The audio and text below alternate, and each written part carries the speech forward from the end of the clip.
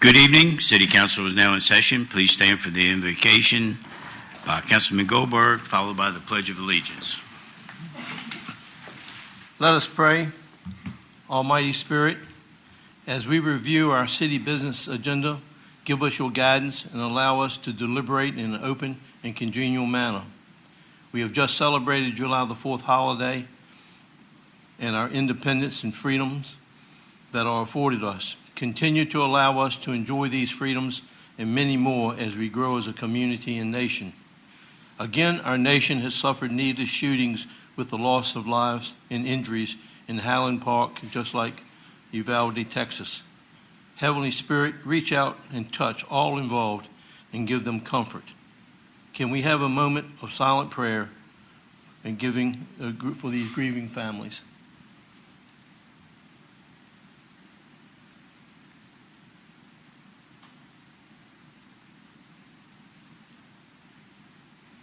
Heavenly Spirit, guide us with answers to these tragedies and let us all live in safe communities.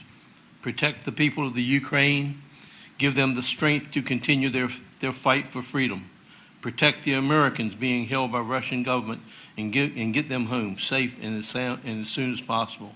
Support our nation as we have to solve many issues that affect our daily lives. We ask for all of this in your holy name, and let us all say, Amen. Amen.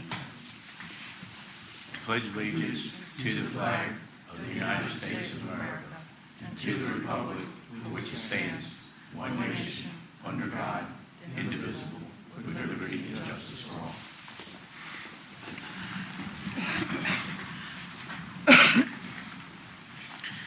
The Freedom of Information Act certification is required at this time. Madam Clerk, please present the resolution for consideration. A resolution of certification of the closed meeting of July 6, 2022, pursuant to Section 2.2-3712 of the Code of Virginia, 1950, as amended.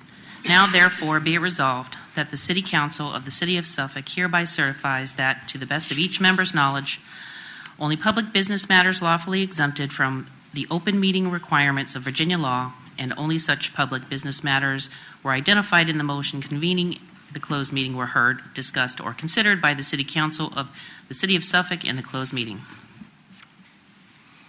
Councilman Fawcett. Move to approve.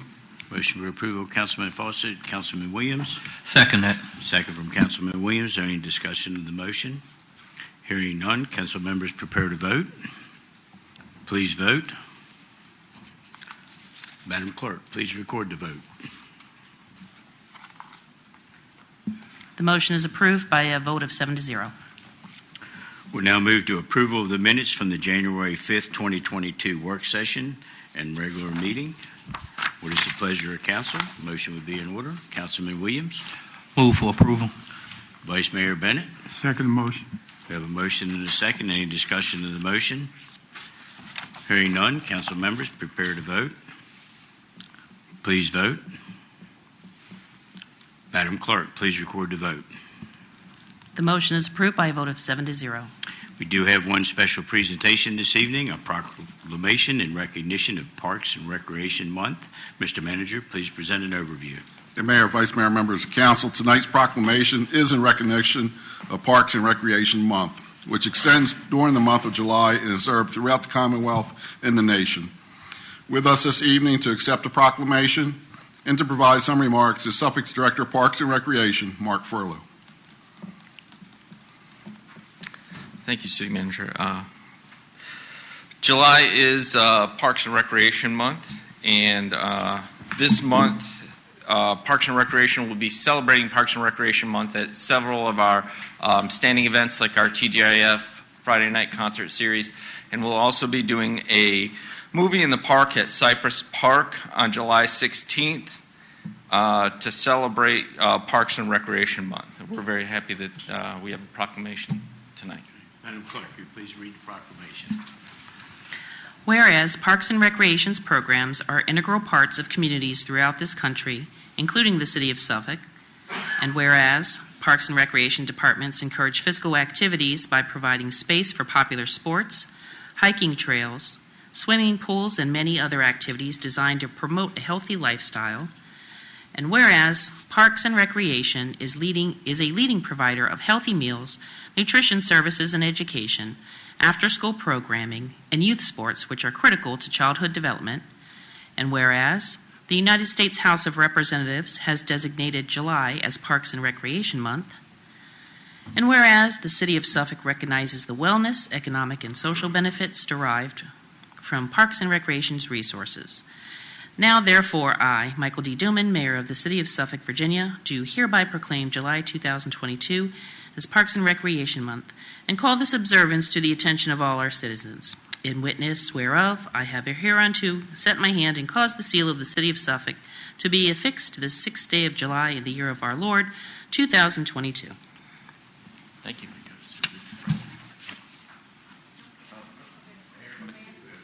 Photo op.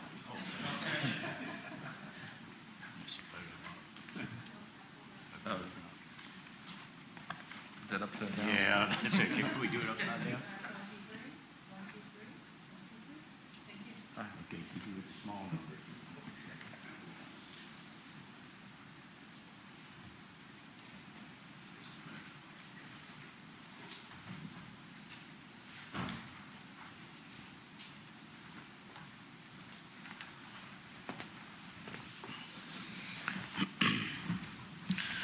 Alrighty, at this time, we will consider the removal of items from the consent agenda and adoption of the entire agenda as presented.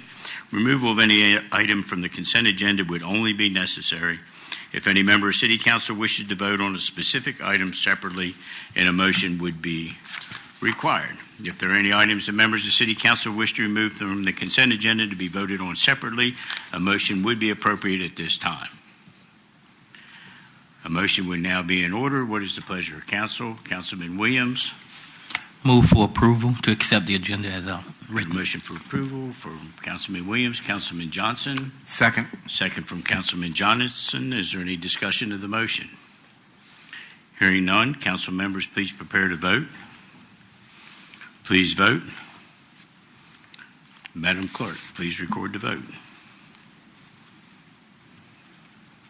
The motion is approved by a vote of 7-0.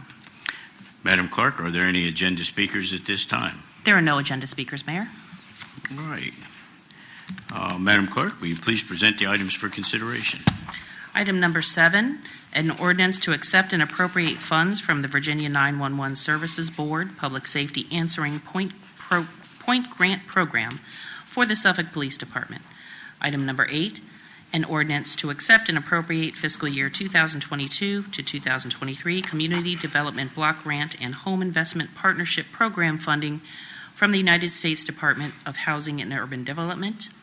And item number 9, an ordinance authorizing the city manager to accept a deed open space easement over the common passive open space within Phase 3 of the cluster subdivision plat for the preserve at Lake Mead, tax map number 25, parcel 69*69A PT 34*6, account number 252846000, FSB 2022-00006. Mr. Manager, please provide an overview of the items. Mayor, Vice Mayor, members of council, in regards to item 7, the city has received $3,000 from the Virginia 911 Services Board FY23 Public Safety Answering Point Grant Program. The funding will be used to support the Suffolk Police Department 911 Communications Center to educate and train the city's communication operators. Adoption of the ordinance will increase the revenues and expenditures of the Consolidated Grants Fund budget by $3,000. There is no local match required. In regards to item 8, the city has received an award from the U.S. Department of Housing and Urban Development in the amount of $953,912, which is comprised of $488,891 in Community Development Block Grant Program funds and $465,021 in House Investment Partnership funds. The funds will be used to support the FY22-23 Annual Action Plan. Adoption of the ordinance will increase the revenues and expenditures of the Consolidated Grants Fund by $953,912.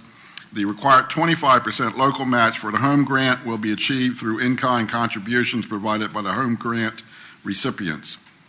In regards to item 9, under the cluster development use pattern, passive open space shall be preserved as open space by a conservation easement, which complies with the Virginia Conservation Easement Act. It is recommended that the city accept a conservation easement for the common passive open space within Phase 3 of the cluster subdivision plat for the preserves of Lake Mead located off of Pitch Kettle Road. If there are no questions about the items, a motion is in order to approve the consent agenda as presented. Councilman Fawcett. Move to approve. Motion for approval, Councilman Fawcett. Councilman Goldberg. Second, Mayor. Second from Councilman Goldberg. Is there any discussion of the motion? Hearing none, council members prepare to vote. Please vote.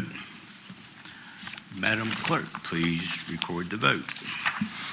The motion is approved by a vote of 7-0. Okay, we'll next move to public hearings. Our first public hearing is to receive public comment on a resolution authorizing the city manager to execute the non-exclusive master lease agreement with the Southside Network Authority. Mr. Manager, please provide an overview of the item. Mayor, Vice Mayor, members of council, it gives me great pleasure to introduce Dr. Charles Kiriako, Director of Information Technology, will provide the staff report this evening.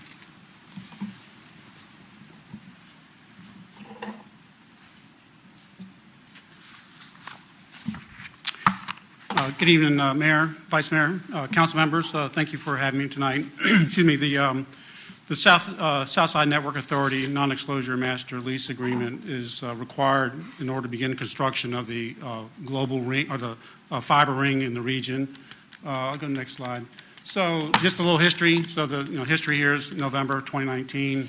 The authority was created by all 5 Southside cities to procure and install a fiber optic regional ring. In February of 2022, the actual participation agreement was executed with the Southside Network Authority.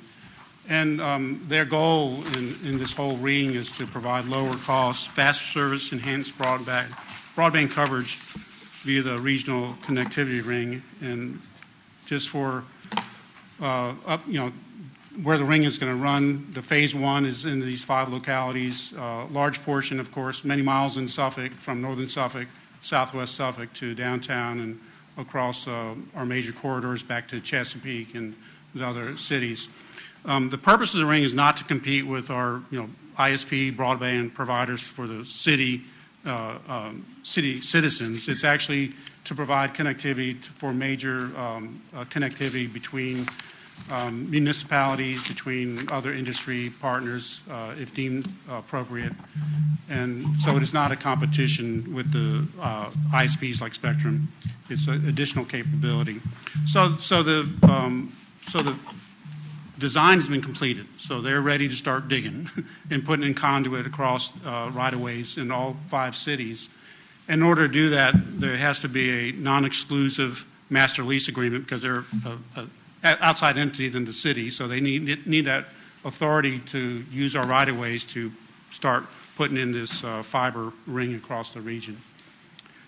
With that, I'll open it up to any questions from the council members, mayor, or public. Okay, we'll have the public hearing first, yes, and then get back with you. Any questions from the council members, mayor? Yeah, we're going to have the public hearing first, and then if there's any questions, we'll bring you back up again. So don't go home yet. Right. Okay, yes, sir. You can go sit down. Thank you. I don't want you passing out on us either. All right, before we open the public hearing, Madam Clerk, please explain the timing system. This is a public hearing, and each speaker is asked to provide their name and address and will receive 3 minutes to offer their comments. Oops. This is a public hearing. Will the first speaker please come forward and provide their name and address? Will the first speaker please come forward? Hearing no speakers, this public hearing is now closed. A resolution has been presented for council's consideration, and a motion would be in order. Councilman Fawcett. Thank you, Mayor. Go ahead and move for approval. This is the part that we need to get moving to get this ring started. So it's with pleasure that I ask for approval of this tonight, this ordinance. Okay, I got a motion for approval from Councilman Fawcett. Councilman Goldberg. Thank you, Mayor. I want to second and also want to wish the doctor well. coming on. I think this ring is very important to us. It helps the whole region, industry, businesses, everything will come from this, and hopefully we'll get some great connectivity from it. So I want to second it, Mayor. Can we get a second from Councilman Goldberg? Is there any further discussion of the motion, questions or comments? Hearing none. Council members, please prepare to vote. Please vote. Madam Clerk, please record the vote. The motion has been approved by a vote of 8-0. We'll now move to staff reports. We do have 2 staff reports this evening. Our first one is a capital projects update. Mr. Manager, please provide an overview. Yes, Mayor, Vice Mayor, members of council. This is going to be a 3-part presentation by the Director of Capital Programs, Public Works, and Public Utilities. Gary's going to lead us off, and I believe Robert may be second, and then Paul third. But it gives us a great opportunity to tell you the status of several of our projects and refresh you on some of the activities that are going on. Gary? Thank you, Mr. Manager. Good evening, Mayor, Vice Mayor, members of council. As always, I enjoy providing an annual update on what's going on in the city as far as capital projects. We have a lot going on and a lot of progress going on, so I'll get right into it. Let me start with one that we recently completed, the new Parks and Recreation and Police Joint Ops Facility down on Carolina Road.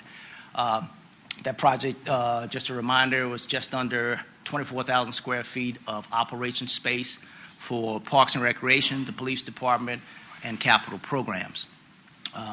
They've all moved into the facility or are in the process of moving to the facility starting back in April. This is just some photos of the basic layout. You see some of our equipment bays there. On the lower right-hand side, you see some of our material storage areas. The next project we have is the Venice Creek Recreation Center. I think last time I talked to you about this one, I had a long discussion about some of all the issues we had going on with this project. And I'm proud to say right now we've gotten past those issues, and we are making some great progress on this project. The project, just as a reminder, is just under 16,000 square foot renovation of the former Army Reserve facility out on Venice Creek Park Road. The project is approximately 70% complete. And like I mentioned before, the project has had significant delays and challenges from the standpoint of bad source conditions, bad site issues, all kinds of things we uncovered in the building that had to be corrected, engineered on the fly to make them all work. But we've got the thing back rolling, and that thing, so if you go by there now, you see quite a bit of progress going on. And we get to the point we're closing it in right now. We'll actually be starting up HVAC systems next month, so that's where we are. Right now, the project is scheduled to be complete in December of this year with an early first of the year opening. Here's some photographs and a rendering. What you're looking at right there is the front entry. That front entry, looking at the top left-hand corner, was a source of a lot of delays. That's a completely new entry design, and it was all steel.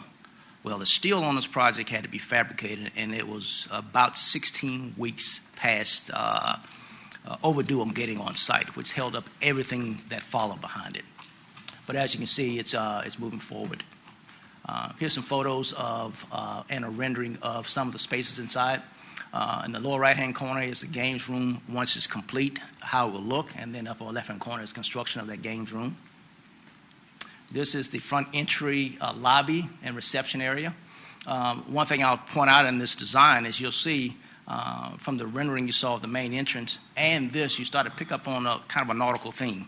This project has a very strong nautical theme based on where it's located, and the original building lent itself to picking up on that with all the sail kind of features on it you'll see and the color schemes that we picked out. So I think it's going to be a very festive site when you get a chance to see it. This is a photo in the upper left-hand corner of the fitness center under construction, and the lower right-hand corner is a rendering of how it will look when it's all done. One thing I'll point out, although this project has had some down spots in it from the standpoint of getting things moving, it has a lot of features that I think I want to point out that it's hard to afford if we had to build this building from scratch. This building has a lot of volume, a lot of natural light that would be very expensive to build brand new if we had to. So outside of the challenges it has, it's given us some good things also. And I think it's going to be a space that's going to be very, very enjoyable and make us all proud when we actually venture the space. The next project is the new Fire Station 11 up in College. You all know it from the CIP process as the College Drive Station, but it's located right there on the site that we purchased at the entrance to the Cole Shopping Center, adjacent to the Arby's right there. And it's for the design and construction.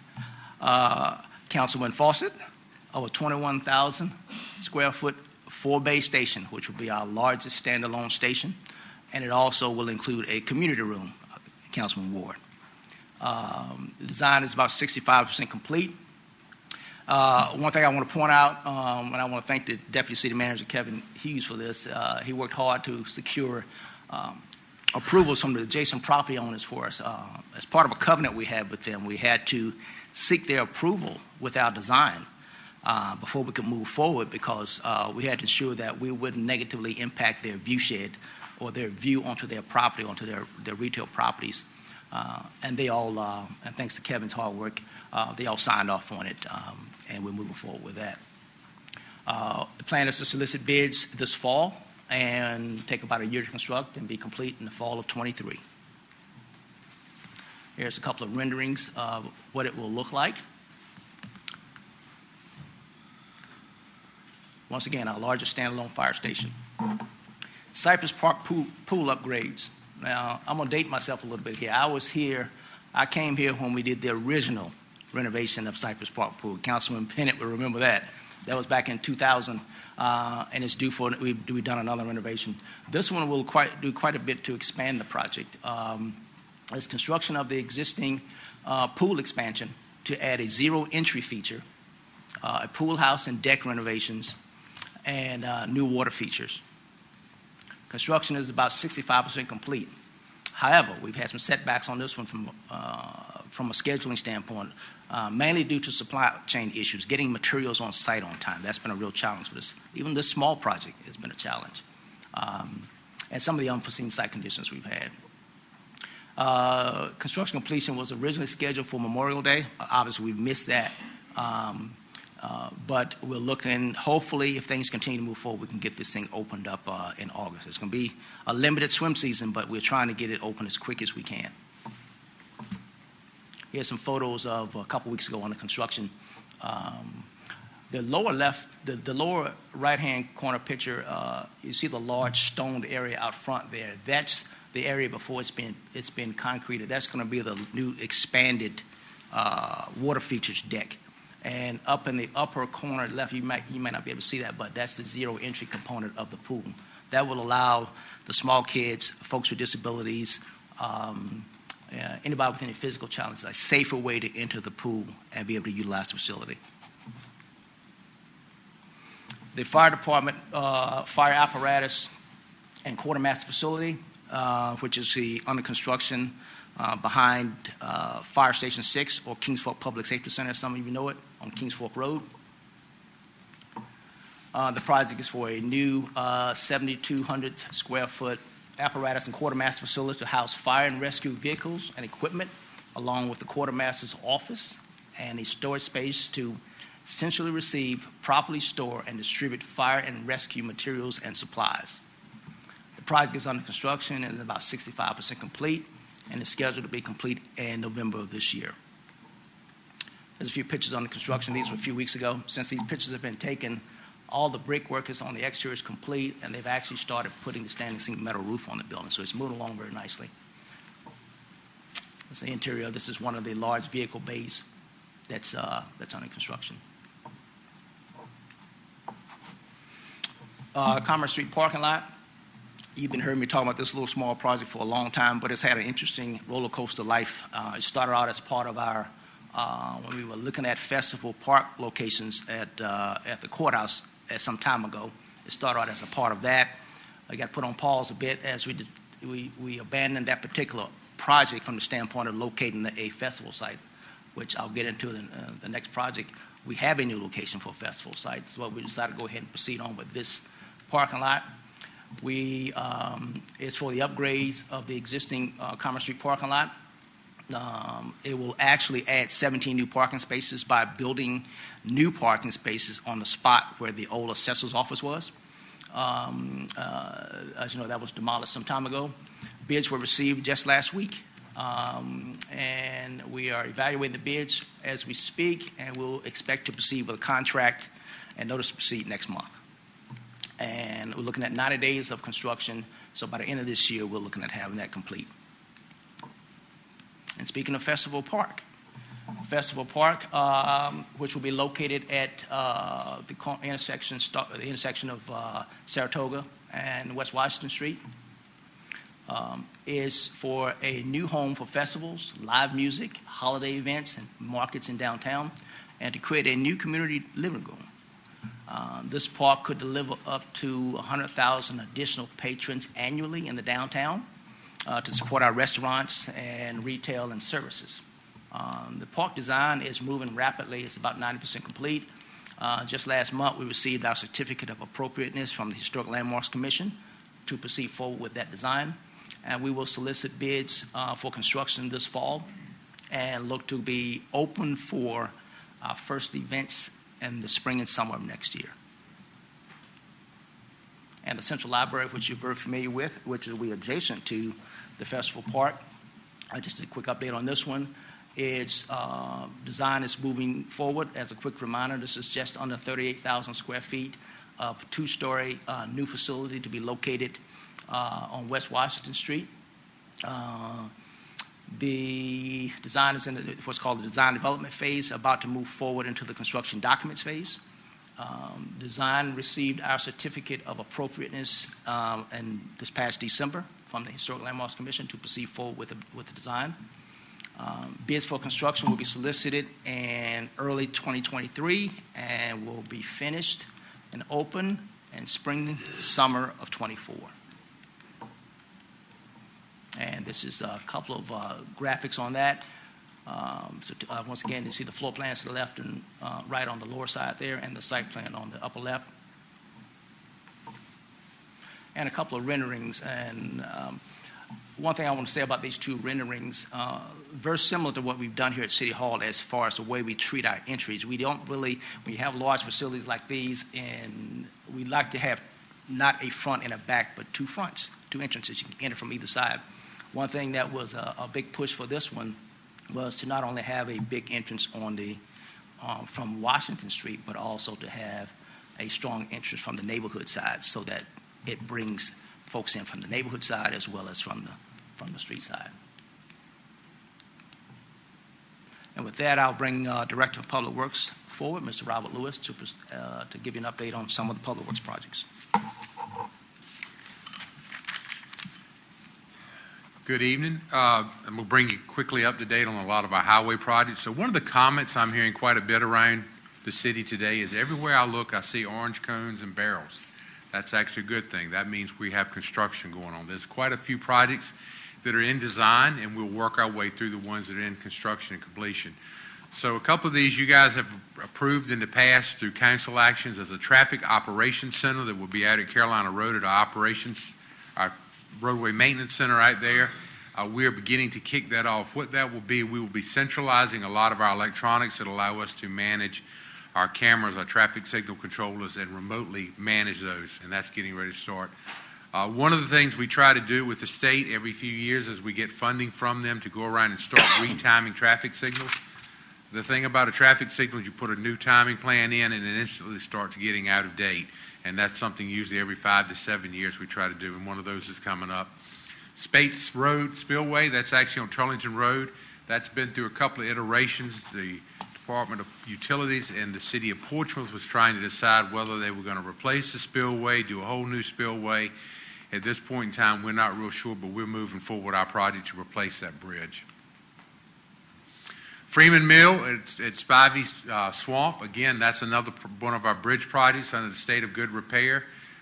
We are hoping to have these plans towards the end of June, so we're getting ready to put those out to bid. Pittman Town Road over Mill Swamp, again, another one of our state of good repair programs. We're at about 60% plan review back to the consultant, and again, expecting that to move forward pretty rapidly.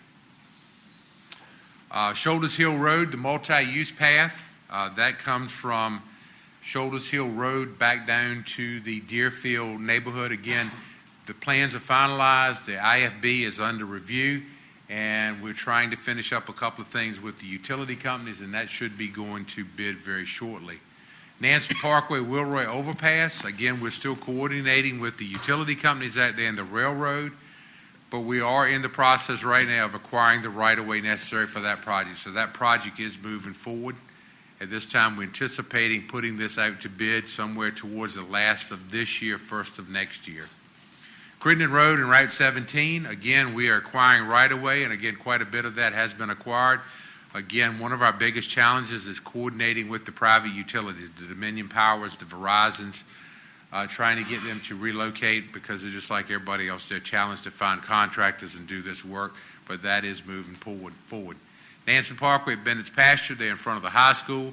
Again, the plats are complete. We're starting to get ready to go out and meet with the property owners and acquire those necessary easements and right-of-way necessary, and again, that's probably about a year out from going to bid.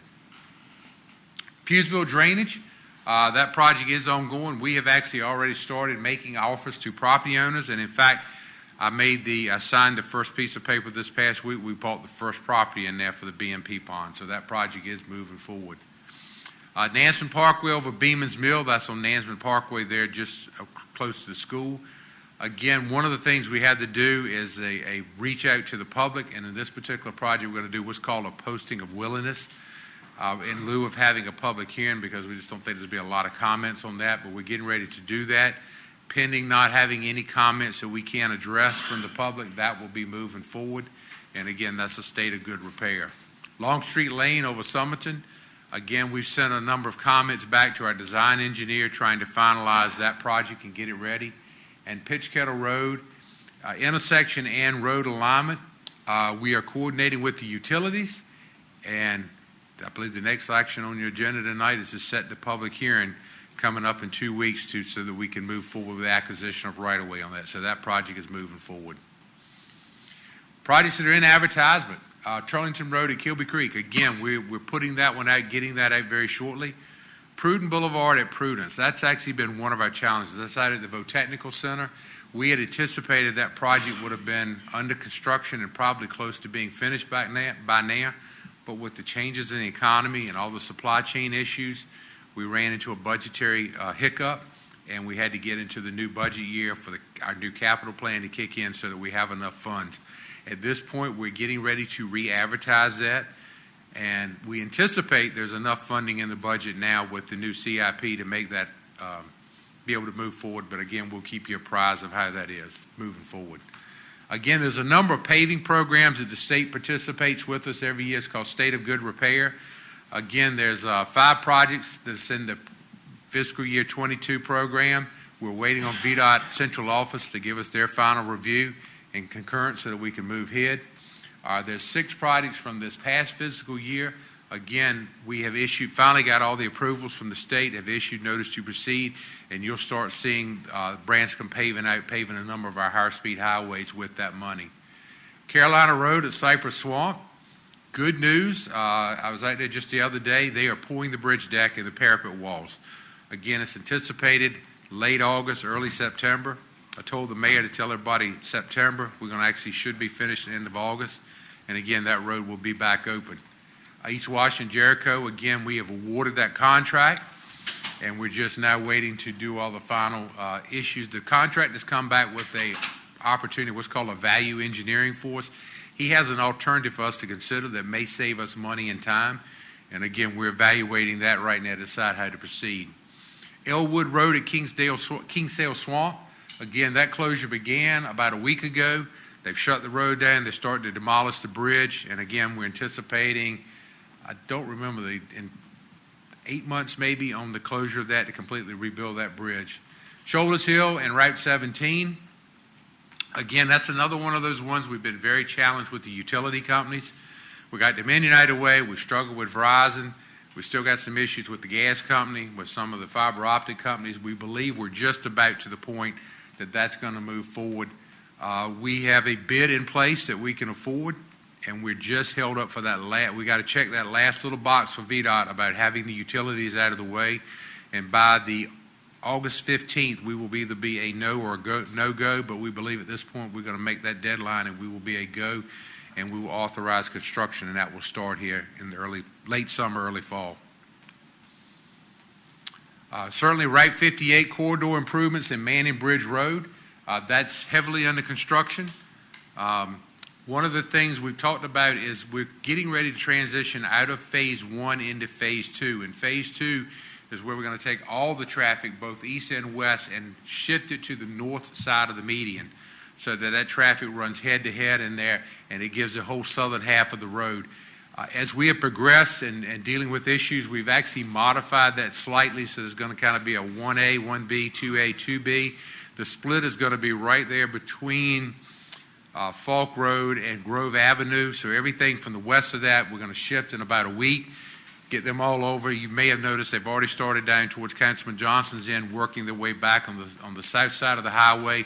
The piece up there where all the businesses are, again, that's going to be a little bit slower, but we didn't want to slow the rest of the project up, so that's why we've deviated slightly, but we think that's going to keep us on schedule and in budget, and again, that's moving forward. Nansemond Parkway, traffic signal light improvements. That was a project to coordinate the traffic lights and interconnect them. Going along really well. We've just unexpectedly ran into a conflict with Verizon. And again, working our way through that. We believe we've got a solution, and that will finish up here shortly. Same with Bridge Road. You've seen a number of construction items going on out on Bridge Road. Again, putting new fiber optics in, putting some new variable message boards up. We ran into a couple of issues on some conduits on some bridges that turned out they had problems in them. We're trying to work around. And again, that's where the material submittals comes in. We're looking at some alternatives to keep that project going, but that's moving smoothly. Suffolk Bypass ITS, again, that's just another project to bring fiber optics all the way around our bypass, put some cameras up, put some signs up, put some sensors up. Again, ultimately, we will have a citywide network. Kind of goes back to the traffic operations center I talked about in the first slide. But again, the pre-construction meeting is being scheduled, so we have a contract. They're ready to go. Portsmouth Boulevard sidewalks. We're finally done. Absolutely, Vice Mayor, we're finally done. I asked the guy what took him so long to take the barrels down. I said, you've been done, take the barrels down. Let's let everybody know we're finished. So we finally got those down. We did a walkthrough this week. I think there's a couple of punch items left in there. There's one driveway that they poured incorrectly. We're going to have to fix. But other than that, that project is complete, and that's been a good project.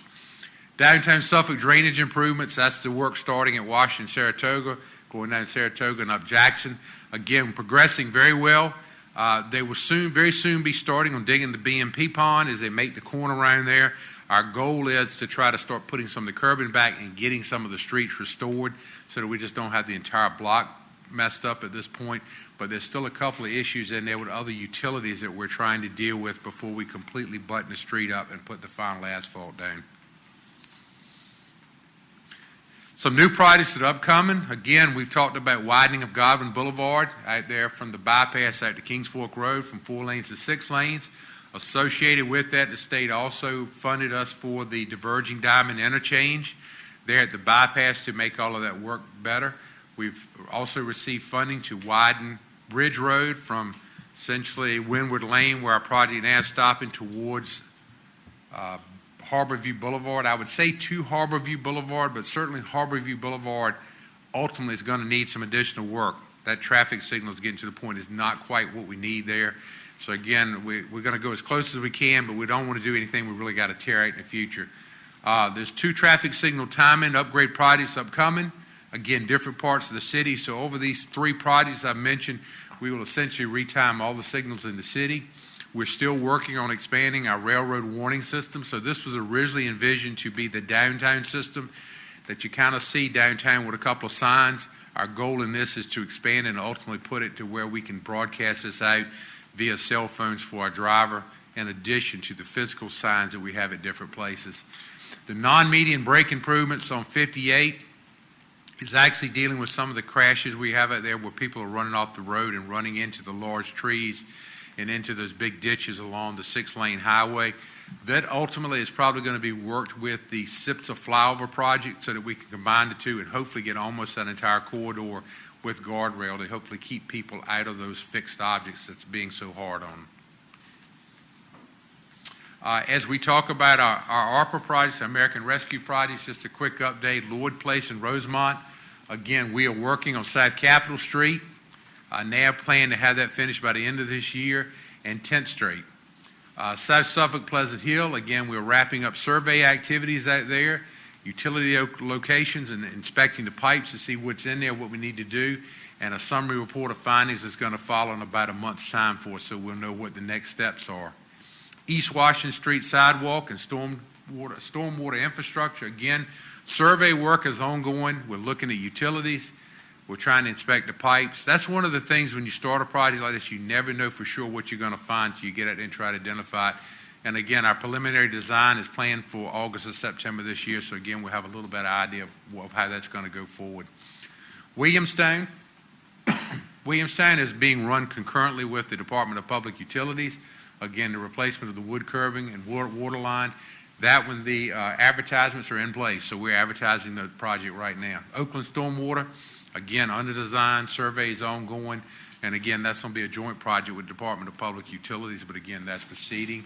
And Pewsville, this is, again, kind of piggybacking on top of our capital project we already had in place with VDOT, giving us additional money. So again, offers are being made for parcels, and plats are being created to acquire the easements necessary down John Street. So we kind of took that at twofold. One was we had acquisitions where we were buying properties. That was our first priority, and second behind that is get the easements necessary along the road in order to proceed forward. But all of that is proceeding forward. And with that, I'll pass it over to Mr. Patel. Thank you, Mr. Lewis.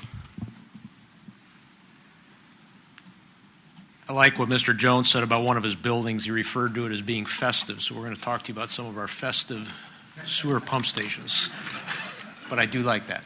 I'd add a couple projects in here that were just recently completed, so they're not under design or under construction. First one is an abandonment of an existing pump station, number 1, which was along Pewsville Road, approximately in the 3800 block. Like I said, the construction was just completed within the last month, 6 weeks.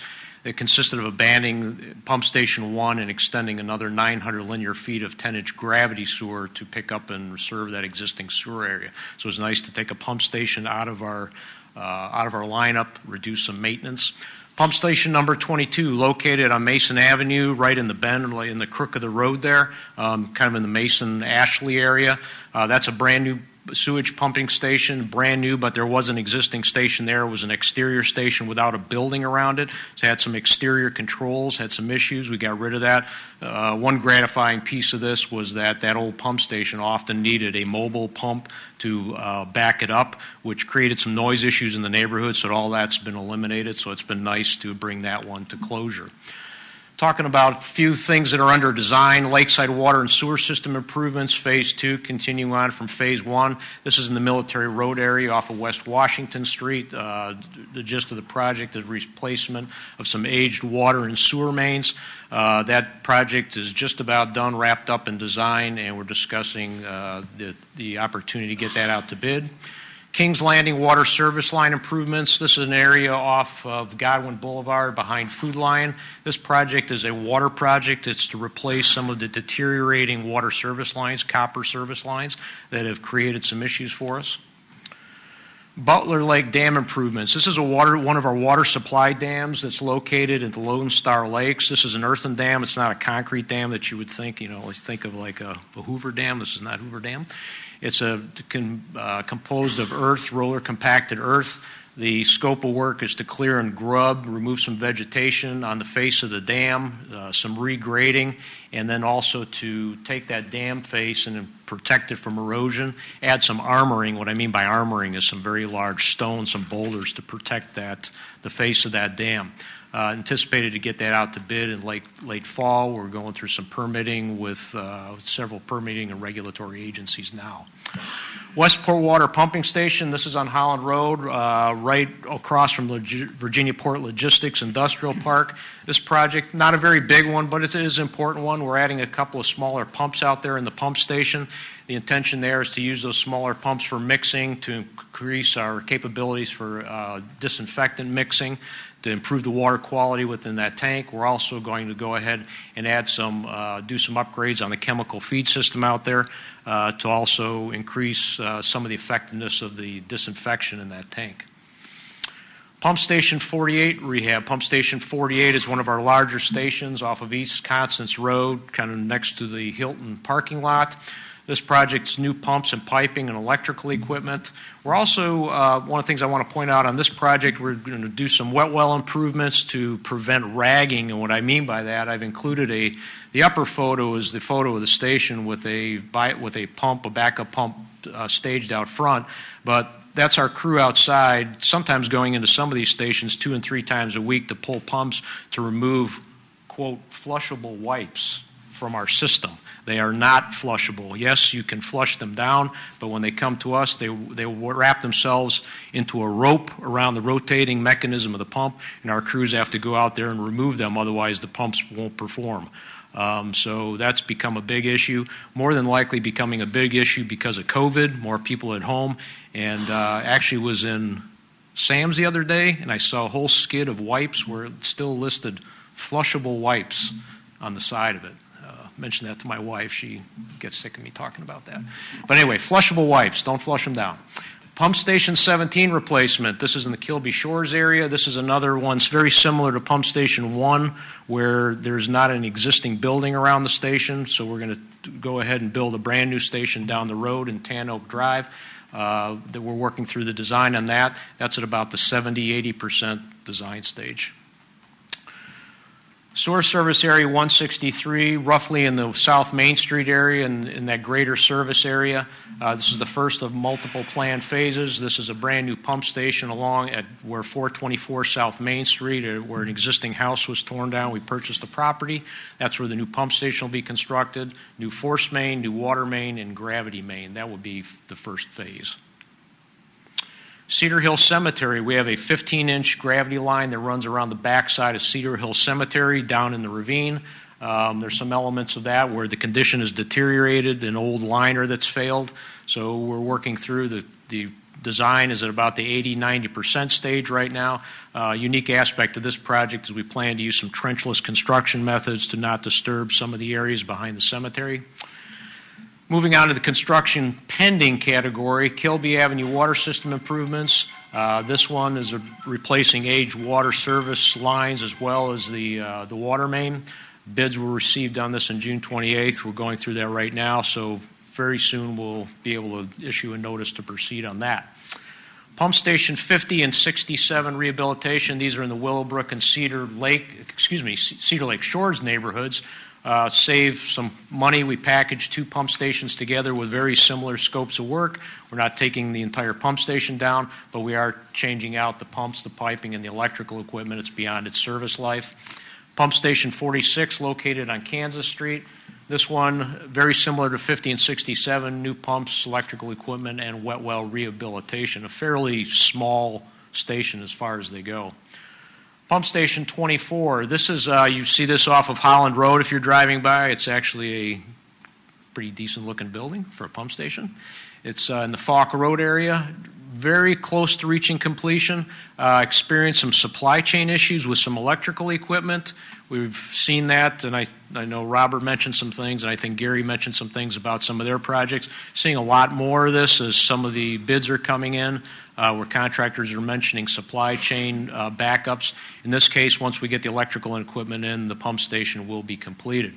Pump Station 4 replacement, this is on Lincoln Avenue at the back end, at the dead end of Lincoln Avenue.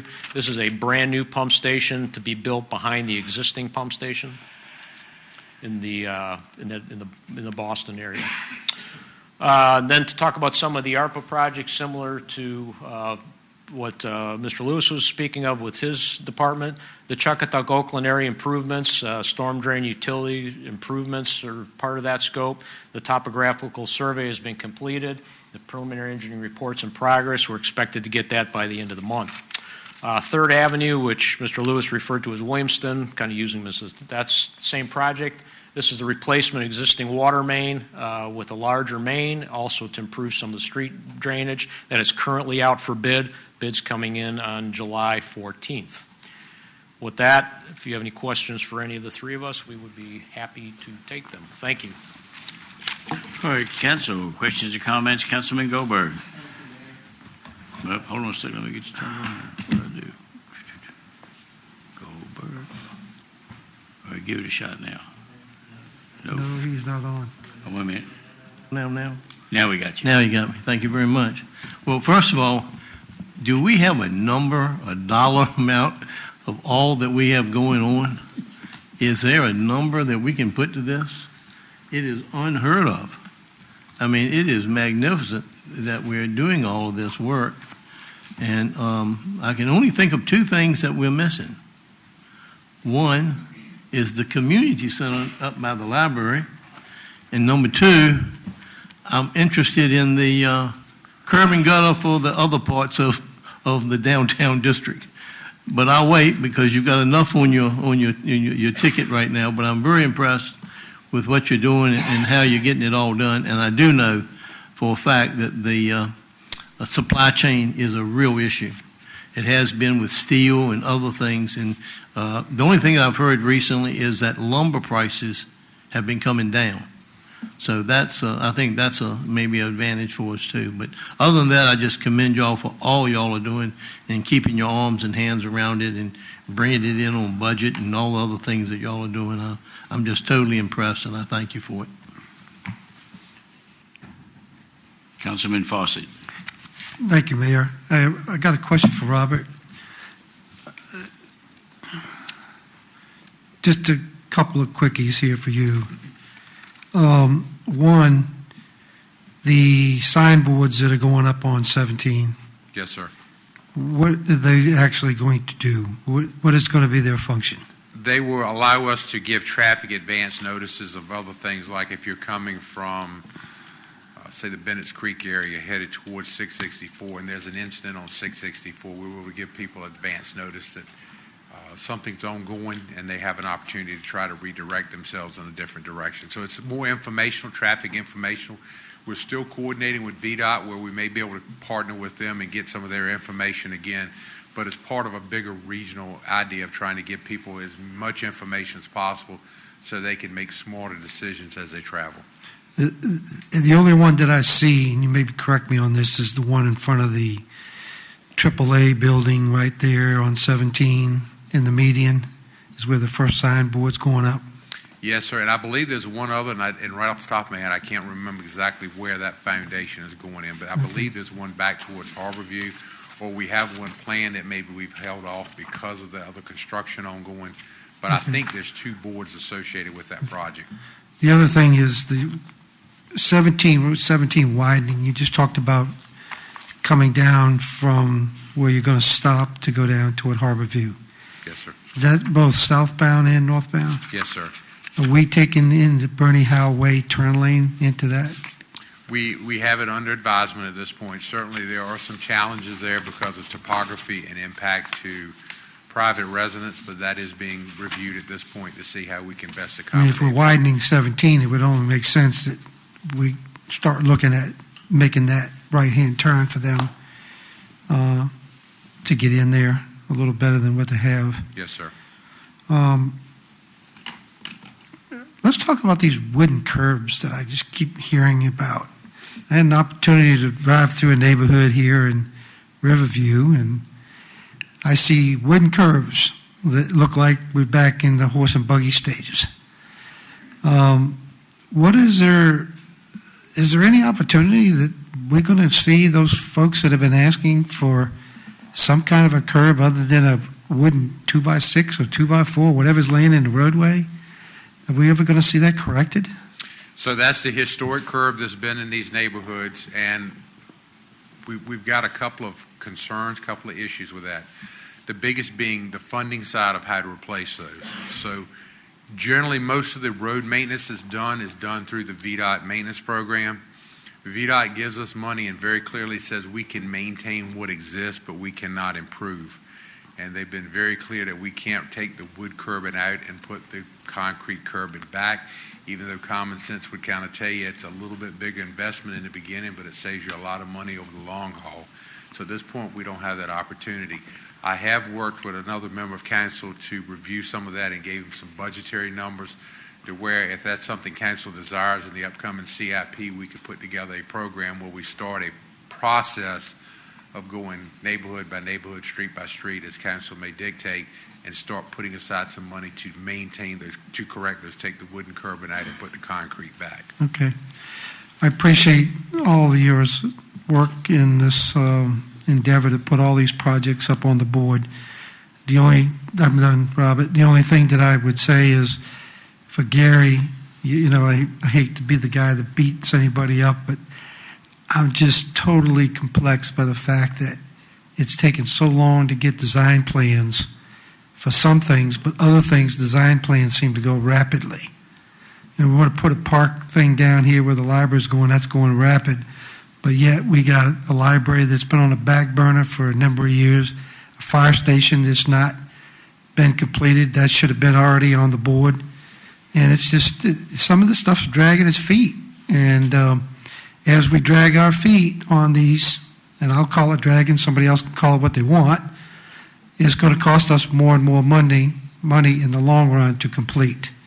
So we've got to find a way to do something about the design process so that we can get the design process moving a little quicker so these projects will cost our citizens less money in the future. This is absurd to be 2 and 3 years out to get a building, even get dirt moving. I don't know, I just think it's not heard of everywhere that I've been around, so I'm just wondering, we need to work on that. But otherwise, I appreciate your efforts. You've all done a great job. I just would like to see some things tightened up a little bit. Thank you. Yes, sir. The one thing I'll share with you from the highway side of things, most of that goes back to who has a review and approve. In other words, whose dollars are we spending? Certainly the federal government puts a lot of regulations on us, a lot of reviews. When it's state money, it's a little less, but it's still a lot of reviews. So again, we just got hurdles we have to jump in order to be able to spend their money. So we are cognizant of that and trying to do everything we can to keep these things moving as expeditiously as possible. Yeah, I realize there's a lot of fingers in it. There's wetlands, there's right-of-ways, there's everything in the number to get to where we're going, but it just seems like even with that, it takes us a long time to get there. Yeah, so just really quickly, just the other day we were at a meeting with VDOT, and some of the environmental rules are now changing, and there's a bat that may actually slow construction down to where there's only 4 months out of the year that we can do clearing and grubbing because of this bat. So again, those are some of the challenges we're facing. All right, thank you. Mr. Manager? Yeah, if I could add on some things Robert said, and I think as you listened to Paul and Robert, what we heard there were several projects that they're working together on, and where we're taking advantage of it, doing utilities with street improvements. And as we talked about 3rd Avenue, we'll talk about that real quickly. We have an opportunity to do the water main with the wood curb. As we talk about Kilby Street, I think that was one of the projects, Paul, that we did a water main, or getting ready to do the water main on. That has wood curbs that be able to potentially address, I think, in that project. But as we move ahead in some of these neighborhood projects, you have military over there on Lakeside Phase 2. And that street's going to be torn up with water and sewer. So there is an opportunity here as we jointly work on these projects, and I'm going to say nibble away at some of the wood curb issues as we move ahead. The other thing, as we talk about projects moving, as recall, some of our big dollar projects, the library, the fire station, we have the last CIP money, or really with the library, we got another year of CIP money coming on that too. But with the last on the fire station, 11, is in the CIP this year, which just became effective July 1. And of course, we're using some there for the Route 17 special taxing district, so since it sits up in there. So we have funding and of course, material delays, obviously doing construction, but trying to move these projects along. A lot of it's got to coordinate with the funding that we have in our CIP, and that's where we had in the past couple of years. So just want to add that. Councilman Ward? Yes, I'd like to give you a kudos. I think we're doing a great job. It seems like a lot of work going on. And one thing about it, I know about Gary is that he's going to make sure we can do it most on time. The budget's there, and he's going to do a good job. I had to do nothing over. I appreciate that, Gary. Mr. Lewis, I want to ask you a question. You know I had one for you. Yes, sir. I just want to know, did you talk to the lady about them houses yet? We discussed one time? Pughesville? Yes, sir. Yes, sir. We're in contact with all of those property owners. In fact, we've already closed on one property. It's not the house. It's one of the vacant lots, but we've already closed on one of those properties in there. Well, that's good to hear. Thank you. God Yes, bless. sir.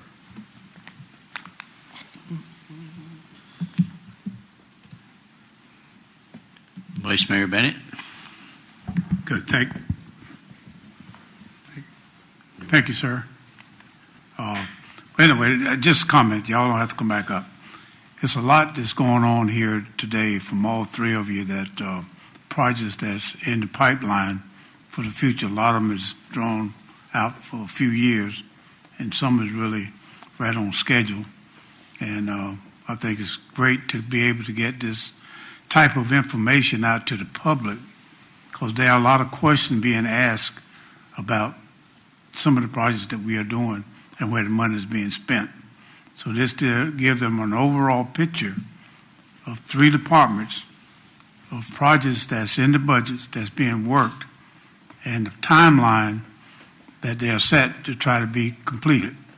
And I think everyone knows that with the economy the way it is and materials being short, I think everything is being set back except time. But I think everybody's doing the best that they can to try and meet the goals and the budgets that we have put before you. But it's a lot there. I'm like Councilman Goldberg just stated. It's a lot on our plates. We got a lot of heavy lifting to do in the next few years. So we got to really stay focused on where this money is being spent and how it's being spent. And our water, with that, you have a lot of big projects going on.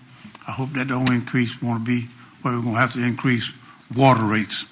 So whatever we're doing, we need to make sure we're keeping that down, but don't come back a little bit later and say, well, I need to increase water rates because we got all these projects going on. Hope you anticipate that when you're making these projects come online. Thank you, sir. I know you thought I was going to say that, right? Yeah, I did. Council, any other questions or comments? If not, I'll wrap it up. I want to thank all three of you for your presentation. It's quite obvious, and nobody can dispute that we've got an abundance of projects going on.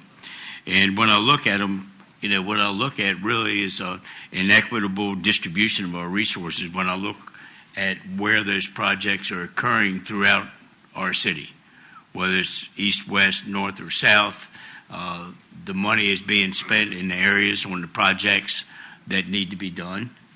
And obviously, we're going to do them as quickly as we can based on resources of time and resources of money and resources. There's other issues that we're talking about in regards to supply and other circumstances that are beyond our control. I've often get comments, people say, well, it seems like we're doing a lot of building and you guys aren't doing anything. You're not spending any money on infrastructure. Well, I beg to differ with you. When you look and see what we are spending on infrastructures on an ongoing basis, and we're constantly doing that, constantly analyzing, where the need is, where we can get the biggest bang for the buck, if you will, and doing it as expeditiously as possible. Gary said he was up here and he dated himself a little bit. I can't remember what you were talking about specifically, but I'm really going to date myself. The Bennett Creek Rec Center, I was actually in the reserves there for about 7 years. I remember when that building was built, when it was new. It was in 76 or 77. And I'm upset with the Army that they got that many issues with it. It's one of those free deals we might have looked at differently had we known what we had to contend with. I am interested in what they did with the arms rack in the front. We walked in the front door and everybody had their M16s. They were taken home and used it as a bomb shelter or something. I'm not exactly sure. And also, as far as dating myself, we talk about Cypress pool upgrades. My youngest son was the first lifeguard at that pool when he was 16 years old. So he's now 43, so that'll put everything a little bit into perspective. And he loved it. He said it was one of the best summers he ever had out there as a lifeguard. Downtown, we're talking about by summer of 2024, I don't think you're going to recognize downtown. I mean, if you can just envision it in your mind with the festival center, all those buildings gone, all the buildings around the library that are there now, once they start coming down, the library itself, I think everyone is going to be pleasantly pleased. I think they're going to be actually astounded at what we're able to do. And with that building, I honestly believe we are going to be able to attract a lot of private investment. I think you're going to see property values going on. I think you're going to see folks coming from other localities. And what we want to do is have downtown become a destination.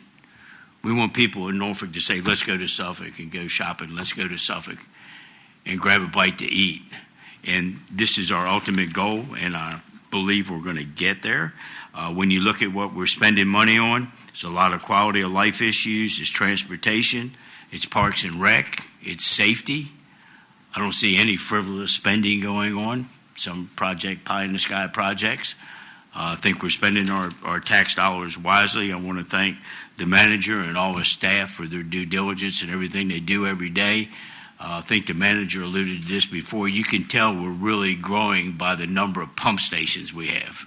So I'm just curious, how many pump stations do we have now, Paul? How many? 150 pump stations. How many pump stations were here when you started? 68. Okay, I'll rest my case. So our next economic development report, we need to actually let everybody know how we progressed in the way of pump stations. So thank you for everything that you do, and I think that concludes that staff. No, we got another one? No, I got another staff report. Oh, we're going. Yeah, give me a break. Okay, that concludes that staff report. We have another staff report. We have public safety staff update. Mr. Manager, please provide an overview.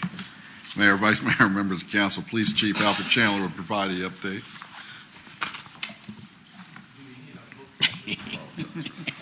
No, concludes that staff report. Sir? Yes, we got books. No, we don't need books. You don't need books? That's just for you. Thank you, Mr. Manager. Mr. Mayor, Mr. Vice Mayor, and members of council, I'm here before you to provide information concerning safety around our city. I would like to focus today's conversation on our Marine Patrol and our School Resource Officer program. In our quest to keep our city safe and secure, we believe that our waterways have to be a part of that conversation. There are many citizens who enjoy the beauty of our city from the water, and we have a unit dedicated to promote water safety through education, interaction, and enforcement. Our safe boat, known as Marine One, is a 29-foot enclosed cabin vessel outfitted with two 300-horsepower Yamaha motors.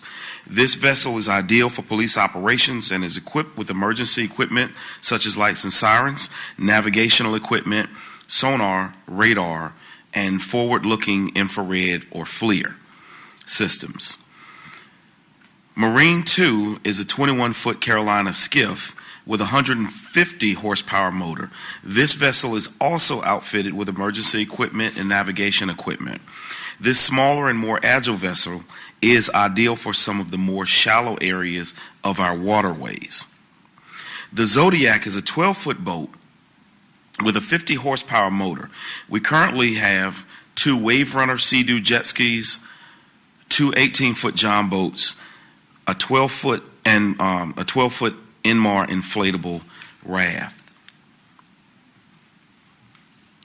As with all aspects of our organization, our maritime police professionals attend schools to ensure that they are comfortable and confident in that element and ready to take action when needed. This slide shows some of the training that we require for our boat handlers. Our Marine Patrol currently operates during the summer months when we have the most activity in the water. And while on this assignment, officers patrol waterways, conduct enforcement actions, assist with searches, rescues, and recoveries, render mutual aid to other agencies when requested, respond to water emergencies such as vessels in distress and persons overboard. But they also provide a great community engagement opportunity during special events and other activities. Our Marine Patrol conducts water safety courses, and we maintain a canoe and kayak database within our city. This program provides a sticker to those who have kayaks or canoes that will aid us in identifying the vessel in the event that it is located unattended. It will also provide us with really important information that can help us in the event of a distressed or overboard situation. Continue to check the department's social media for more information on events we are planning soon for kayak and canoe registrations.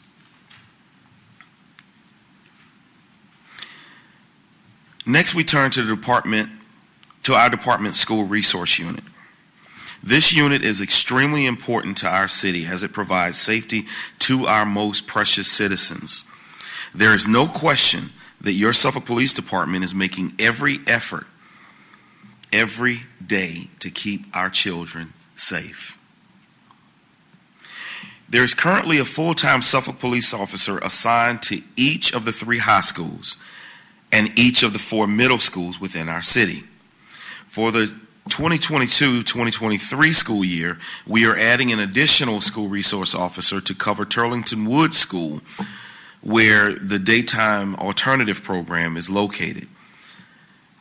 These dedicated and highly trained officers serve first and foremost to keep our children safe.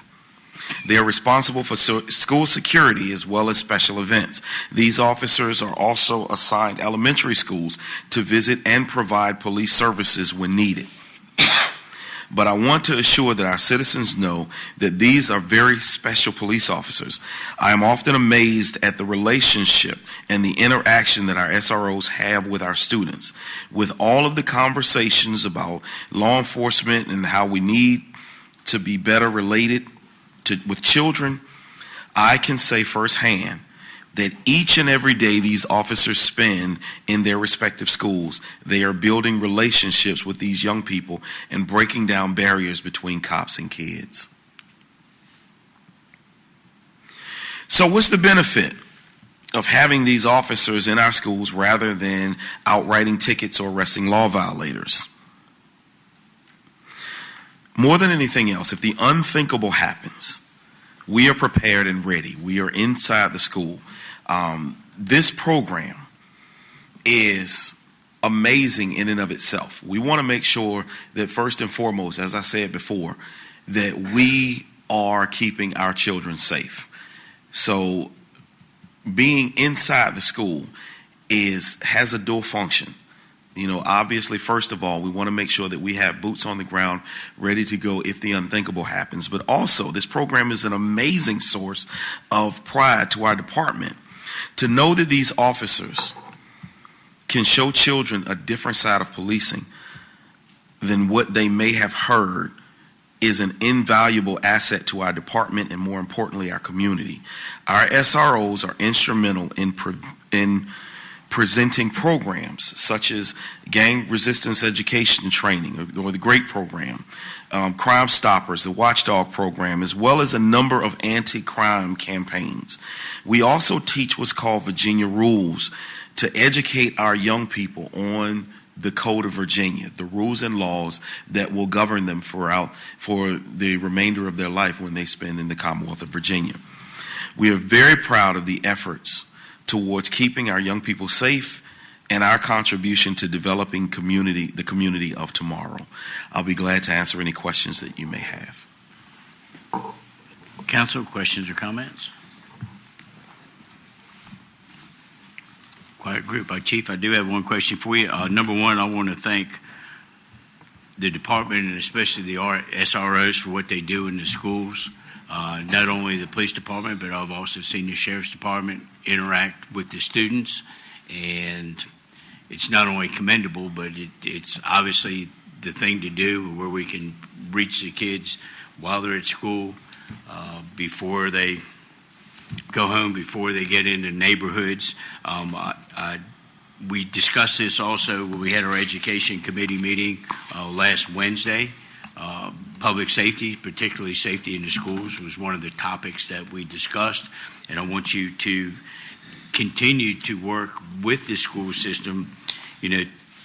I know we are to the extent, but I think we need to take it to another level. We need to make sure that we're coordinating all those efforts, that we're using all our resources jointly in the way of threat analysis and the safety of each one. I don't know what kind of assessments we're doing on the buildings, but we need to expend whatever resources we have that are available to do what we can, any way we can, in regards to safety of our students. It's just what we were doing last year and 6 months ago. I mean, it's just we've got to make sure that we're staying abreast of things and take it to the next level. But I appreciate everything that you're doing. And I know resources are always an issue. Just like now, you've got your resource officers in the school, but they're going to have to leave to go to the elementary schools. I mean, at one point, it'd be nice to have enough officers. So we can just dedicate 1 or 2 officers to do nothing, get you some more personnel, so you have a couple officers that could just do the elementary school, so your other officers can stay in those buildings all the time, things of that nature. So I think everybody up here is on the same page, so anything that you need, let this guy know, and he'll let us know, and we'll try to make it work. Thank you very much. Thank you. Okay, we'll now move to motions. We have a motion to schedule a public hearing for July 20th, 2022 to receive public comment on an ordinance authorizing the acquisition of real property in fee simple and/or permanent and temporary easements, either by agreement or condemnation, for the Pitch Kettle Road realignment project. And a motion would be in order. Councilman Johnson. So move. A motion for approval, Councilman Johnson. Councilman Goldberg. Second, Mayor. Second from Councilman Goldberg. Is there any discussion of the motion? Hearing none. Council members prepare to vote. Please vote. Madam Clerk, please record the vote. The motion's been approved by a vote of 8-0. Our next motion is a motion to schedule a public hearing to be held on July 20th, 2022 to amend and reordain Chapter 26 of the Code of the City of Suffolk, Virginia, elections pertaining to the boundaries of precincts and boroughs and polling places. And a motion would be in order. Councilman Fawcett. Move to approve. Motion for approval of Councilman Fawcett. Councilman Williams. Second that. Second from Councilman Williams. Any discussion of the motion? Hearing none. Council members prepare to vote. Please vote. Madam Clerk, please record the vote. The motion has been approved by a vote of 8-0. Our next motion is a motion to cancel the August 3rd, 2022 City Council meeting, and a motion would be in order. Councilman Fawcett. Yes, sir. Thank you, Mayor. It's come to my attention that we have a heavy land use for August, and I recommend, I would like to keep the August 3rd meeting as scheduled. Okay. Councilman Fawcett has made a recommendation to not cancel the August 3rd meeting. Councilman Goldberg. I'd like to second that motion, Mayor. You actually don't need a motion. I don't need, okay. Just agree, because what we're going to do is if that is the will of council, then we just won't make a motion to approve the August 3rd, and that'll make it go away. We do. Any other discussion? I also agree with Councilman Fawcett and Councilman Goldberg based on the Planning Commission's meeting from the other day. They had about a 4-hour meeting, and I think we're going to have a lot to contend with in August. Vice Mayor Bennett. My question is, what are we moving the August agenda that we was going to have, August 20th to the 3rd? Well, we haven't done that agenda. So yeah, we'll split it. We will be splitting it up instead of having it all at Correct. one time. Okay. Right. Is there any other discussion? So I will ask for the record. Is there any motion? Is there a motion to approve the cancellation of the August 3rd, 2022 meeting? And hearing none, then that motion will fail, and we will have our meeting on August 3rd of 2022. Okay, now we'll move to our next motion, which is to schedule a City Council work session for Wednesday, July 20th, 2022 at 4 p.m. unless canceled, and the motion would be in order. Councilman Williams? Move for approval. Motion for approval, Councilman Williams. Councilman Ward?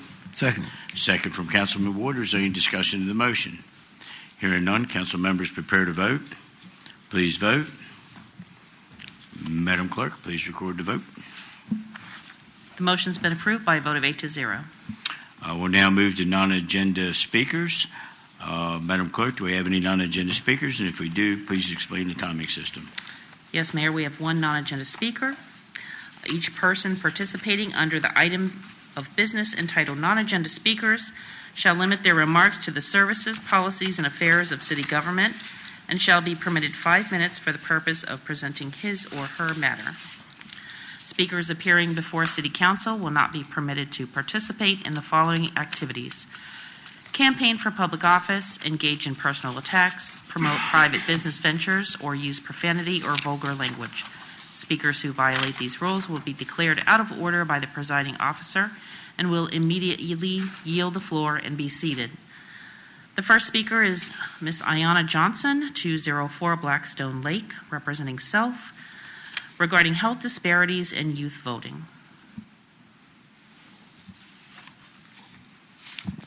Good evening, Mayor, Vice Mayor, and the council members.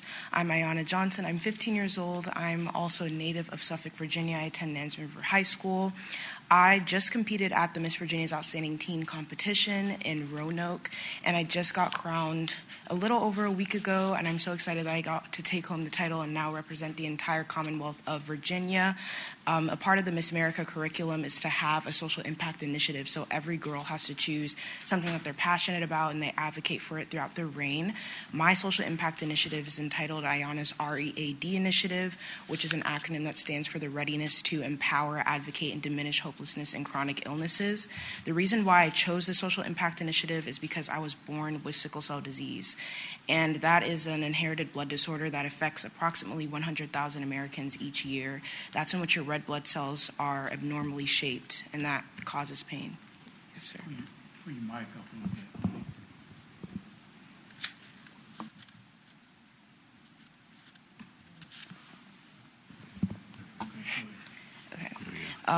Which red blood cells are abnormally shaped. So that's the reason why I chose to advocate for the social impact initiative when I joined the Miss America organization. And at a very young age, I noticed the incongruity in the resources and the accessible information that was provided for those living in sickle cell disease and also in the hematology clinic of the hospital. So I volunteered with my mom at a very young age. I was in attendance of the sickle cell banquet annually as just a guest, and I would go to health fairs and blood drives. But now with all the work that I've gradually been able to increase, that's turned into me being an American Red Cross blood donor ambassador. I've been able to develop my own 501c3 nonprofit. I got to partner with the CDC to share my story about sickle cell disease, and that's a series that will be released in September. I also received a proclamation from Mayor Duman that acknowledges September as Sickle Cell Awareness Month in the city of Suffolk, which I was very grateful to receive.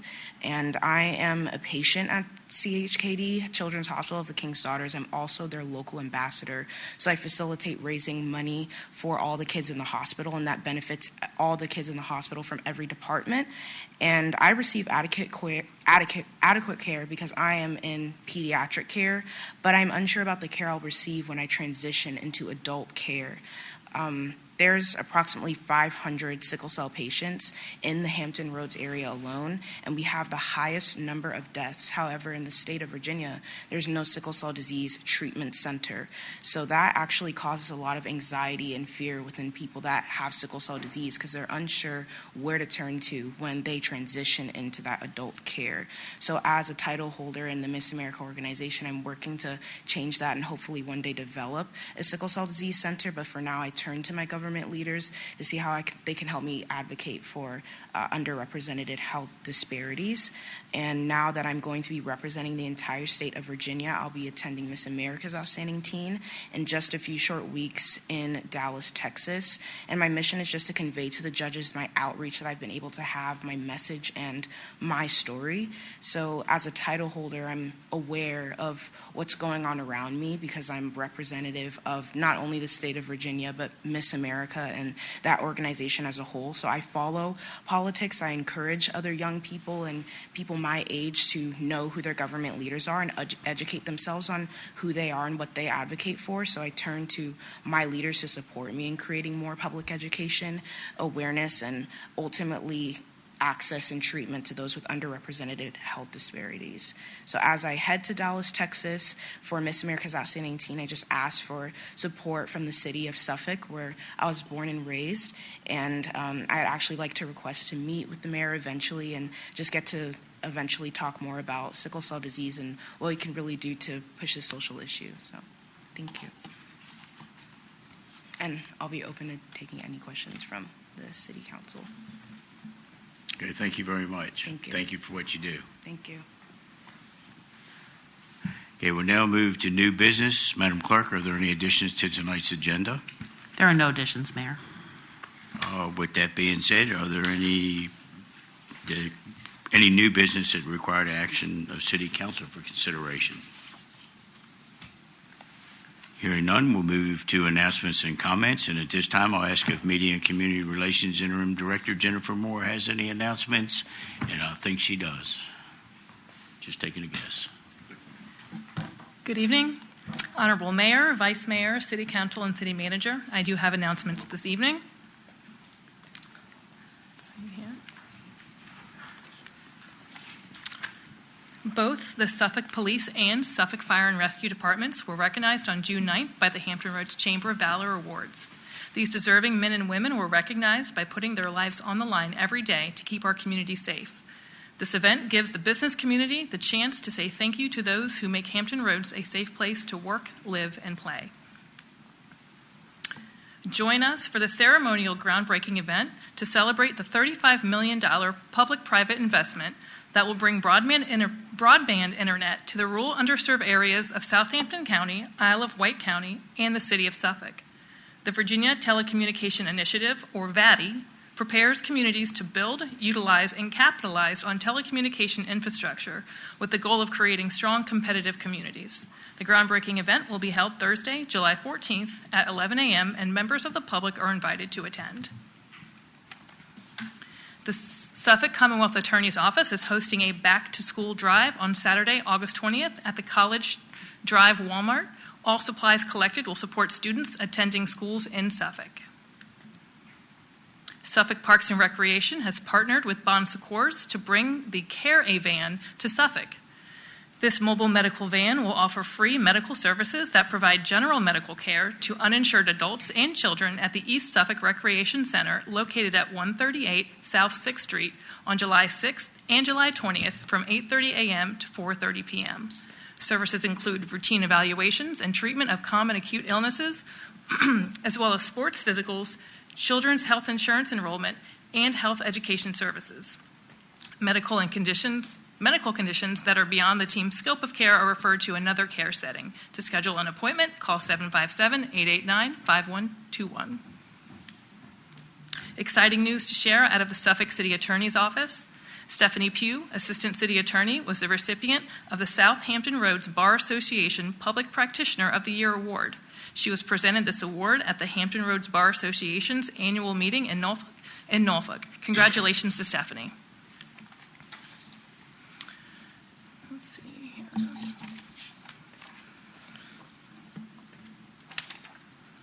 Sorry, I just realized I skipped a page. Sorry about that.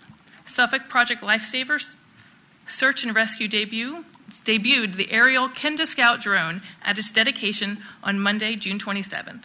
SPL board members purchased the new $10,000 piece of public safety equipment and turned it over to the Suffolk Fire Department to use in the search efforts for at-risk clients enrolled in the program.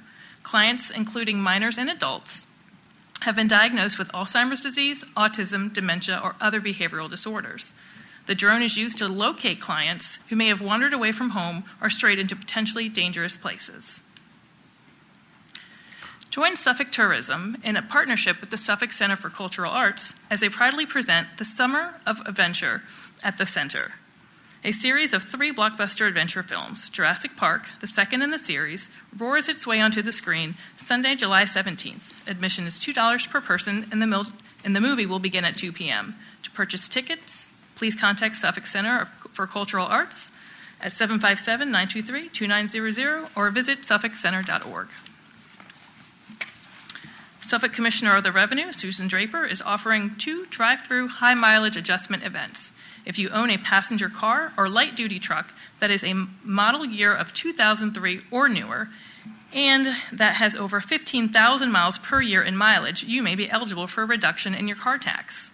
The first event will be held on Wednesday, July 13th from 3 to 7 p.m. in the parking lot of the North Suffolk Library, located at 2000 Bennett's Creek Park Road.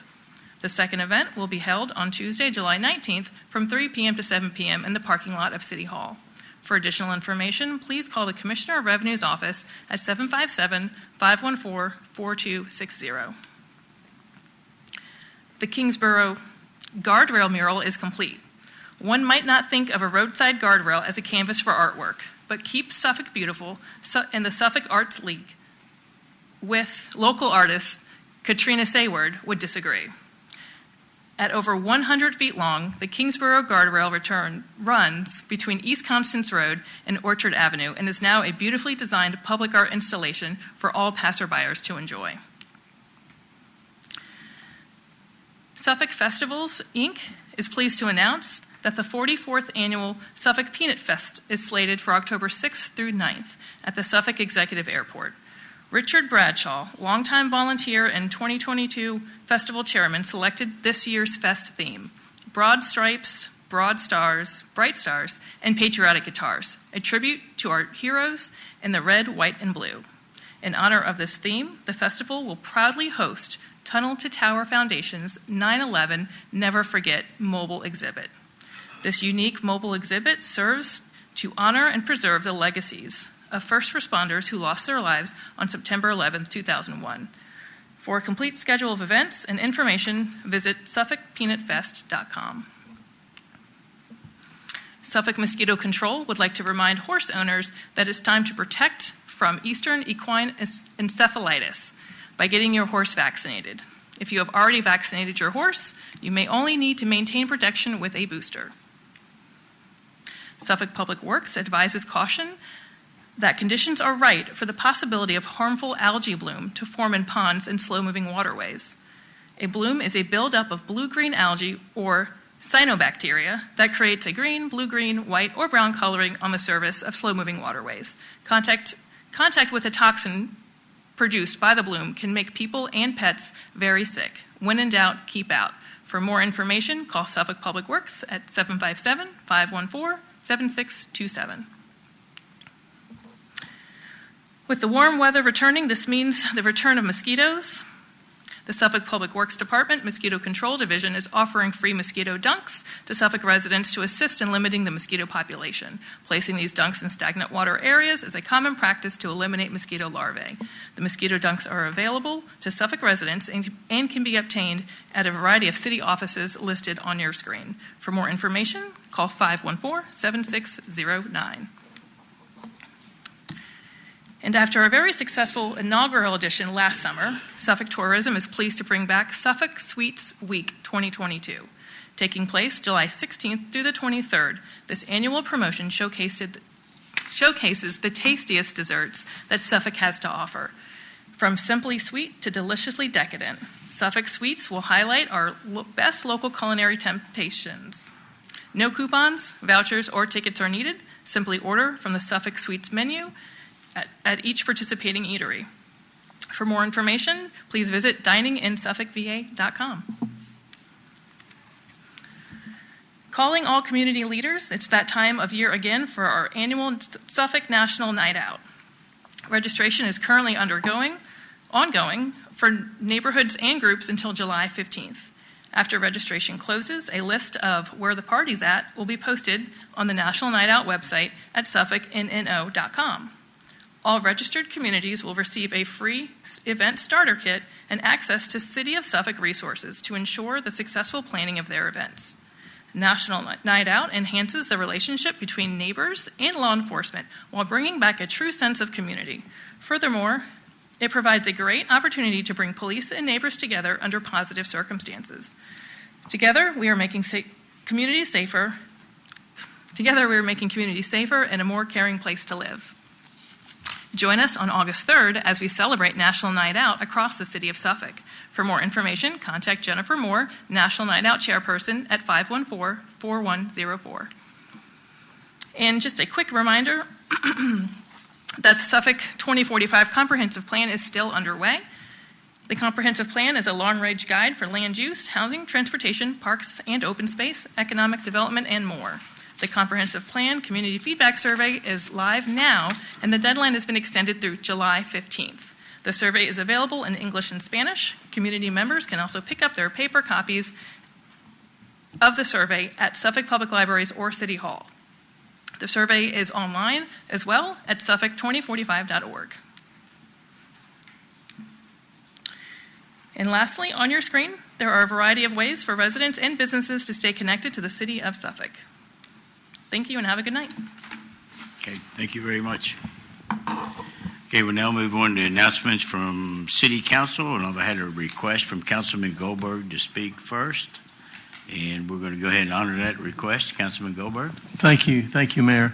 First, I'd like to congratulate the young lady in the back of being sickle cell queen of the state and going off. I know you'll serve us well. It is a very serious illness, and I wish you all everything to try to find an answer to this and heal, because I've known many people that have had it, and it's very dangerous.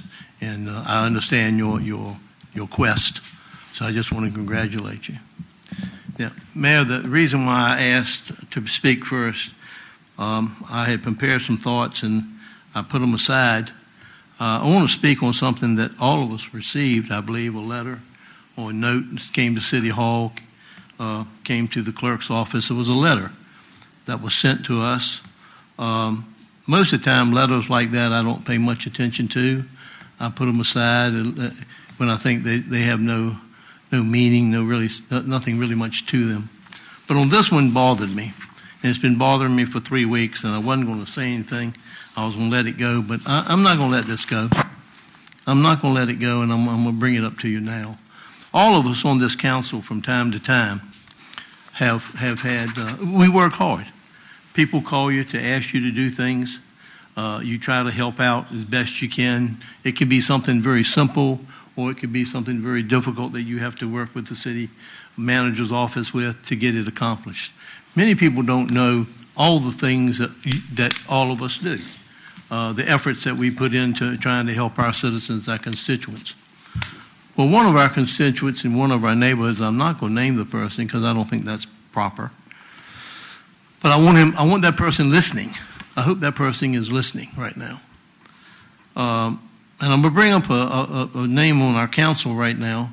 He probably would not really want me to do this, but I'm going to, mainly because he's an honorable gentleman who tries to serve his constituents in his borough. And this is Roger Fawcett. Roger has been going through a very difficult time. We all know that. He's had all kind of treatment. He has more coming up. But he has been on the job during the whole time, trying to take care of his constituents, doing the things that we do. We just do. He's not missed. As you've seen, he's been on virtual with us. He's even here tonight, which I didn't expect, and I think that's just fabulous that Roger was able to be here tonight. But this individual who wrote made a comment that we should kick Roger off the council because he's sick and he can't come to the meetings and he can't do his job anymore. Now, I find that horrendous. Horrendous. And I'm speaking out about it. I hope that person is listening. I'm calling you out. I am absolutely calling you out. This gentleman has worked through illness, and I would do that with anyone on this council if you were doing the same thing, working through an illness and still trying to help your constituents in serving your city. I'm disturbed by this. I really would hope that the person would send in an apology, simple apology, and saying, I miss. But I don't think that person is big enough to do that. And so I'm calling that person out, and I hope they're hearing me tonight, and I support Roger in his effort. I know with our prayers, he's going to go through some more things coming up, and with our prayers, he's going to be well, and he's going to get back to us and continue to serve his constituents as he has always done that. Thank you very much, Mayor. Councilman Williams, we'll go ahead and move to you. Surprise. Thank you, Mayor. First, I'd like to say congratulations to the young lady. And if there's anything, and I speak for all of us, that we can do to help, please feel free to reach out to us. On Councilman Ward and I attended the Chamber Leadership Exchange Conference in Charlotte, North Carolina. I must say it was a great and very informative event, and I'm looking forward to sharing some of the things that we discussed with my fellow council members. On June the 6th, I met with the Hollywood Jericho Civic League, and they had some concerns, Mr. City Manager. I'm just going to mention a few. One of their concerns is the ongoing problem with speeding on Merrick Avenue. And I still haven't seen the signs yet for kids that play.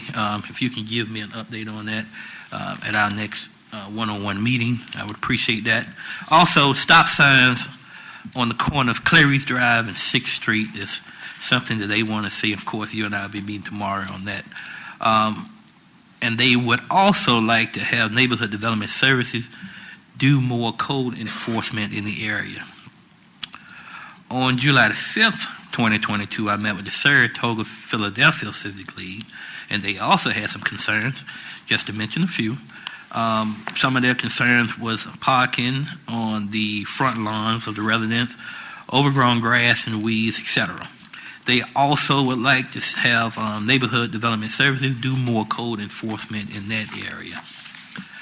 The community has some concerns about the current playground equipment, and I talked to Mark a few minutes ago, so we're going to meet with some people over there. Again, the community would like to see Public Works street sweeper come through the area weekly to clean the streets. That's something that they rarely see, and they would like to see more of that. Just to get an update on a request that I made back on May the 5th regarding the vegetation growing through the fence across from Knight Street, located on Spruce and Culloden. I'd like to get an update on that as well. And to the citizens in the Wellerville Borough, again, I want to hear from you. Please feel free to contact me. Our information, not only my information, but all our information is on the website. We'd like to hear from you. You are our eyes and ears in the community. So please feel free to reach out to us. With that, I'd like to say good night. Councilman Ward.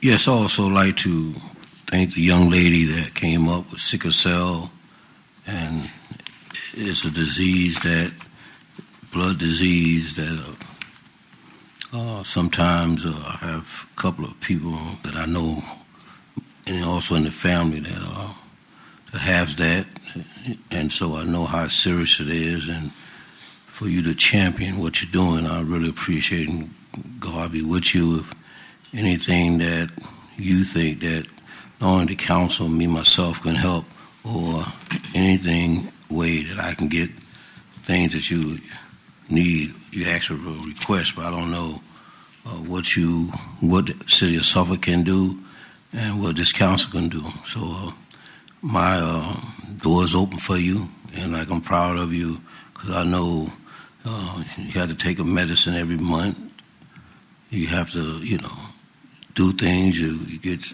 your bones ache and all this type of stuff. So, like I said, I know that. And matter of fact, I'm real proud of you and hope God be with you. For you to be concerned not only about yourself and others, that take a special person, and to win what you have, you deserve it. Thank you so much for that. And God bless you. Yes, I did go to Charlotte. I had a great time. Been to Charlotte like 15 years ago. What I see of Charlotte now is unbelievable. It's all about business. A lot of time I sit up here and talk about the future. And Charlotte did it in maybe 15 years. In the way they've done it, I would like to even go a step further. And so we can tag team or find out, because what you see in Charlotte now is what was it 15 years ago.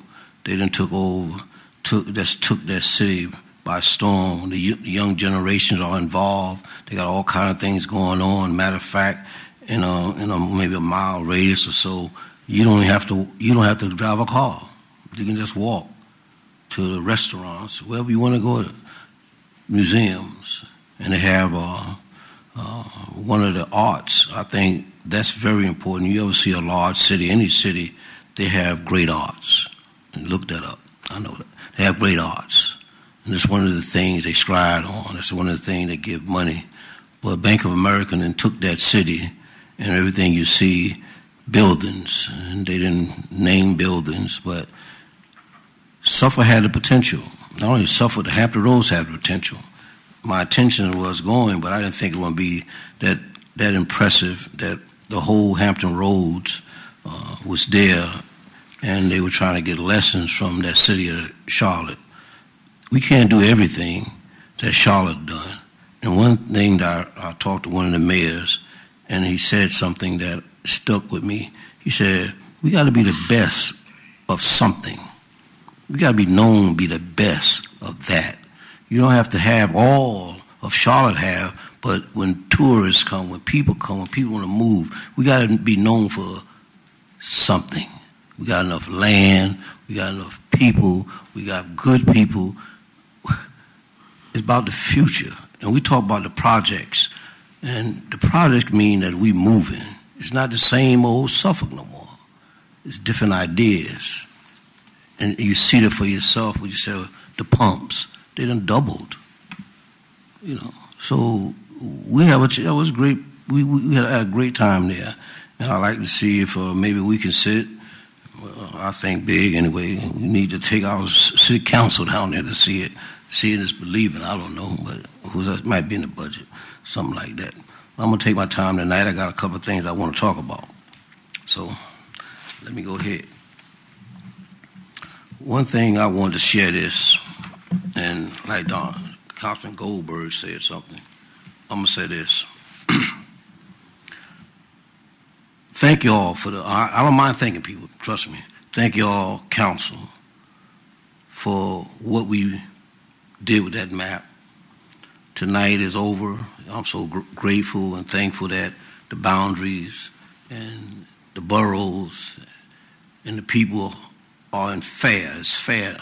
I consider it fair. I thank the registrar office for doing the precincts, because some of the moves they made was good moves. That was fair.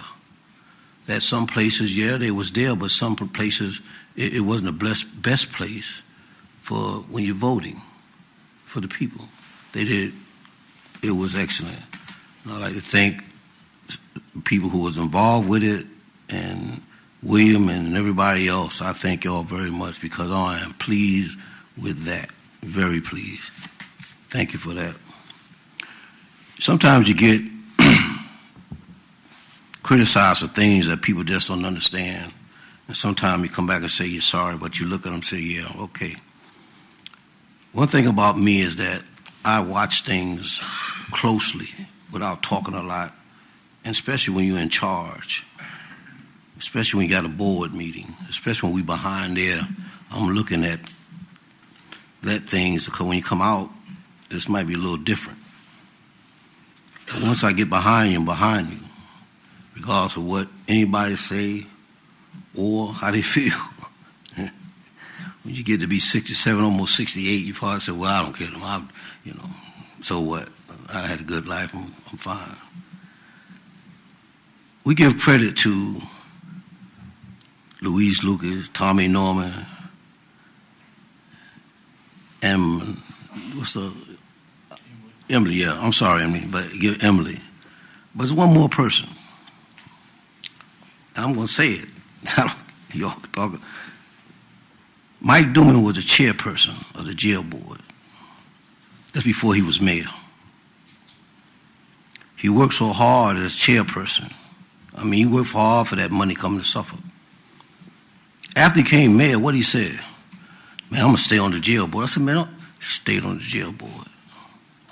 He fought hard for that money on the jail board. His name went up there, but he made sure he fought hard for that money coming to Suffolk. A lot of people sit and talk about this, that, and that. I don't care. But I know how he fought hard. He didn't have to be on the jail board. And the jail board is important because a lot of money comes to Suffolk. And Superintendent Smith does it well.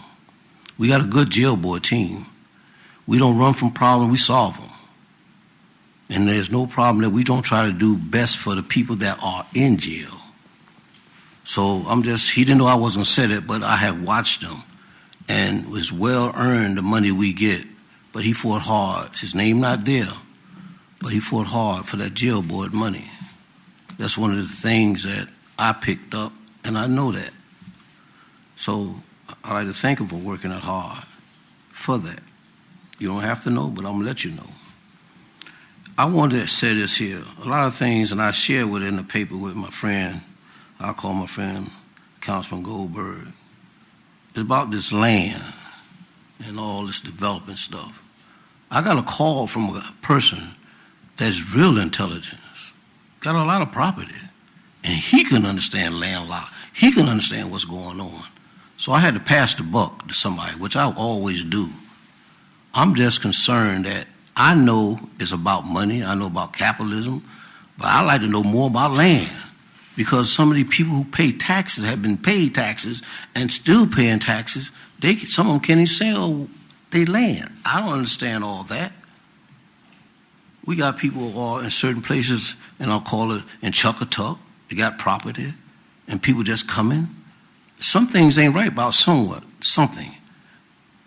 Pewsville. I mean, I just want to know what direction that I supposed to go or we supposed to go when it comes to this land. I want to go, and I think we talked about what direction we supposed to go, because I really don't know, and I like to talk to whoever I got to talk to, city manager. But I wanted that question was answered for the man that called, and I thank Kevin. But I like to know that if he don't know, how many other people don't know? You know, yes, you got to have growing pains. I got that too. How many people don't know? I hear some councilmen say, yeah, we got to take it to the community. You're right. You got to let the people know. Some people don't know. It's not fair for it. You know, they elected us, and then we don't know the answers of their question. I like to know some of that part. What is it? Because everybody can't be wrong when they got all that land there, and they can't do this and they can't do that, and the developer come along, he can build whatever he wants. I might be saying it wrong, but that's the way I look at it. So this man called me today. It's like, I can't believe this. I would like to know more about it. And the other thing I want to say is, I don't want to step on nobody's toes, but I'm going to say it like I always do. I was president of NAACP, Area 2 president. Proud. We had no intention to run. I would have been there for 20 years. I love it. I wanted be said tonight, I don't know, I don't have to vote on it, but we have to have a table at the NAACP Bank. Is not fair that we didn't have a table. I don't even think we had an ad. For the last time when I've been on council, we had an ad or a table for the NAACP banquet. I had to call President Tyron Riddick for a ticket. Some of y'all probably know I'm upset, because we should support these groups. NAACP just fight for fairness. They don't fight racial. It's about fairness. And I don't see, and maybe in our budget, maybe we can do it next year, but I want to see, I'll be on council 2 more years. I don't have, please don't text me. Please don't call me. If they got a banquet ticket, Lou Ward is going. You don't have to ask me. I'm going to say it again. When they got a NAACP banquet, if we don't have a table, you don't have to call me. You don't have to ask me. I want a ticket. And I don't think it was fair that this city did not support that organization. And I called the city manager, and he did what he had to do. But I'm just saying, I just didn't see that. In my years being on council, I always saw that we had a table. And another councilman was there, and we had a great seating. And I think we're far better than where we would have sat if we were at a table. But I like to see the support of not only that group, but other groups who are in our city. And with that, I'll say God bless. Councilperson Butler. Thank you, Mayor. First of all, Ms. Johnson, congratulations on your title. I couldn't be more impressed, and I was going to tell you good luck in Dallas, but I think the good luck should go to your competition because as far as I'm concerned, you're going to do really, really well. Thank you for representing the city, and appreciate your comments tonight. Best of luck to you. I know 4th of July is over, but I just wanted to say I hope everybody enjoyed their weekend. I attended events in Crittenden Eclipse and also the downtown fireworks, and it was a great weekend all around, and appreciate everybody that worked hard to make it happen. It was nice to be able to be out and enjoy celebrating our country with the rest of the community. Jennifer mentioned it, but I brought my button tonight. I just want to make sure everybody remembers the 2045 Suffolk. It's suffolk2045.org. You've got till July 15th to tell the city what you think. This is your opportunity. Don't miss it. I encourage everybody to either go online. I have plenty of paper copies. If you need one, call me, email me. This is our chance to say what we want to see as far as the direction of the city. And again, just encourage everybody to do that. I'm very excited to share that the Virginia Department of Agriculture and Consumer Services Board of Directors will be visiting the city of Suffolk on the 19th and the 20th of July. This is an organization I've been involved with for, I think this is my 9th year, and I'm really excited that the city of Suffolk is helping me host this summer visit, and I'm looking forward to interacting with some of the agriculture businesses in the area and enjoying some amenities in downtown Suffolk. So looking forward to that. Let's see. Sorry, I have a funny list here. To all of my farmer friends out there, it will rain again someday. I don't hear anything right now, but we're fingers crossed for rain tonight. It'll come someday, not soon enough for a lot of us, but know that everyone is struggling, and I feel your pain, and hopefully we'll get some rain here this week. We've got lots of good chances. So just fingers crossed. Everybody out there, do your rain dance, please. And lastly, this is on a sad note, but I want to offer condolences to the family of Billy Whitley, who passed away this morning. Mr. Whitley is a well-known person in our community. He was the principal of John Yates back when it was a high school, beloved by many, many former students and coworkers, and was also on our school board. And the Whitley family has had more losses this year than a family should have, and this is just one more. So heartfelt thoughts and prayers to that family, and I know that the support of the community will be with you all as you go through this sad time. And with that, I'll say goodnight. Councilman Johnson. And Ms. Johnson, I'm going to start with you too, because you seem to be the star tonight. But not only do you represent a wonderful platform, but you represent our children in our city, and we so appreciate what you've done. You're a pretty remarkable young lady, I can tell just from looking at you. So thank you. Go out there and make Suffolk proud. We know you will. And I don't think there's a member sitting up here that if we can do anything for you, honestly, ask, and we will be there for you. With that being said, I want to just say briefly, Project Lifesaver, I don't know how many of you are aware at the airport, they donated a drone, a $10,000 drone to our community, and it's pretty amazing what they've done. And I think the fire department is truly excited about having it. And anybody that has a loved one that could possibly get lost or forget where they are, this thing could save their life. It is really, really an amazing thing. And I hope they'll go out there and buy us 3 more. So for that, I just want to say thank you to the Project Lifesaver Group. And anytime you can support it, we really should. It's a wonderful thing. The other thing I'm going to say, and I will keep it really brief, is I've been sitting up here for about 8 years, and I don't think I've ever known a time that I've been on council that we have been as well informed as we are. I truly feel that way.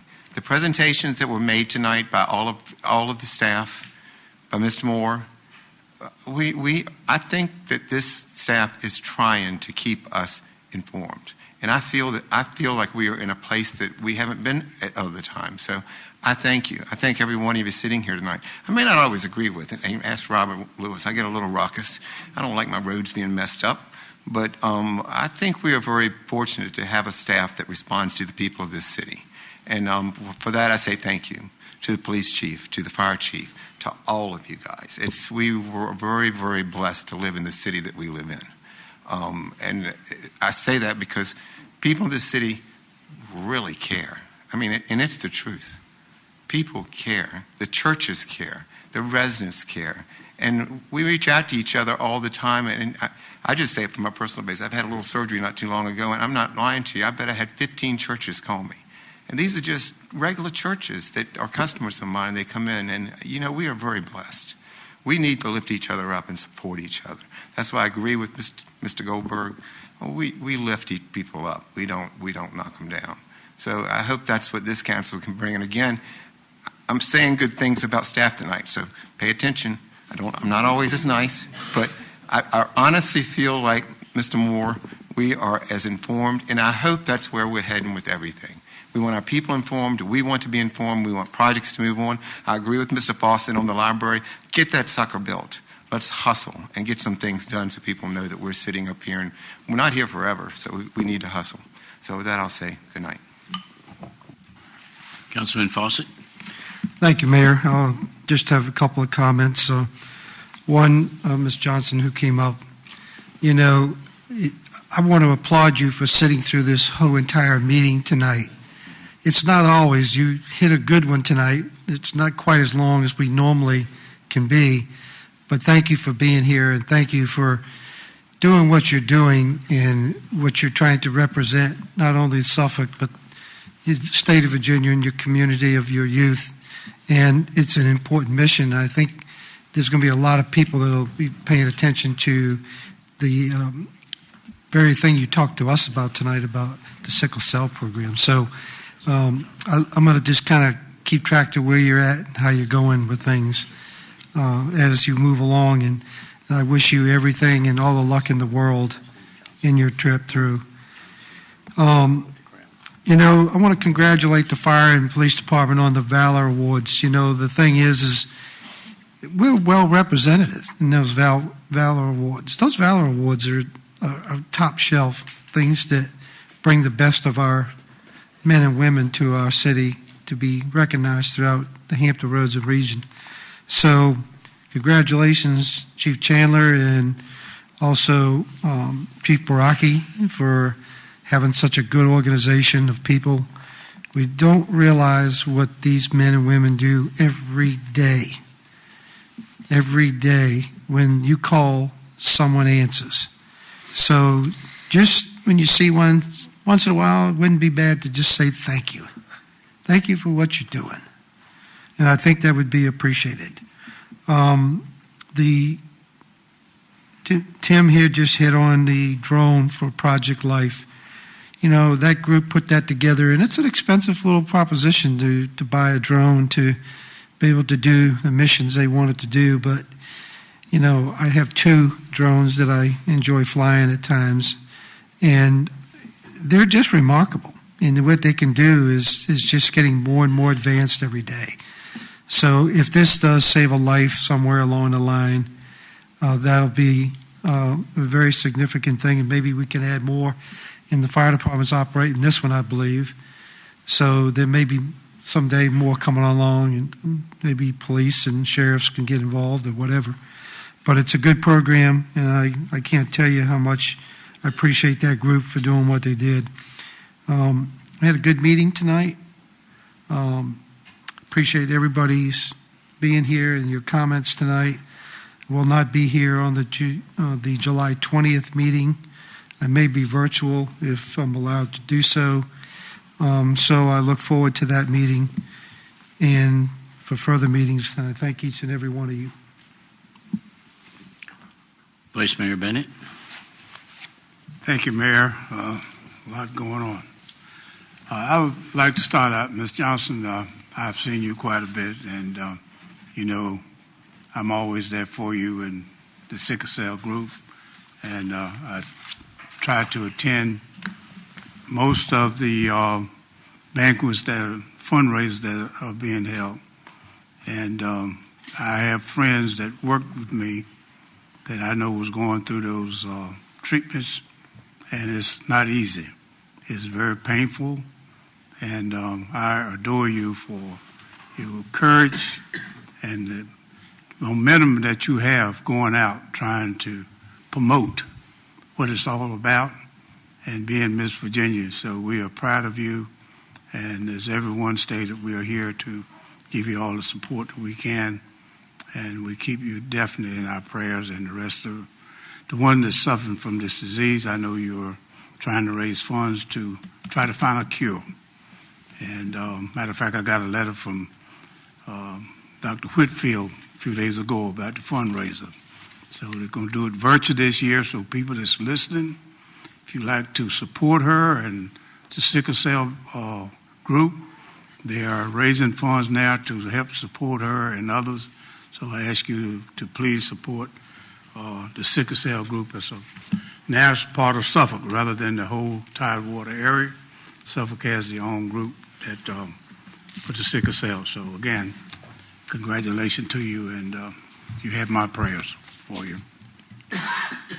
Also, I'd like to say congratulations to our Deputy City Attorney, Stephanie, on her recognition. I think that she's a well-deserving young lady, and every time you get flowers while you're living, it's always great to smell them while you can, not after you passed on. So I want to congratulate her as well. Just to talk a little bit about Project Lifesaver, I do serve on that board, and this is a very active board, and we have worked hard to fund this, and it's through fundraisers, and it does not cost a family a dime if they have to be treated by Project Lifesaver with a wristband, so if they get lost or get anything happen to them buying this drone, they can find it within minutes of time that they have reported missing. So whenever it comes up for fundraisers, please support it, because we do this for the citizen.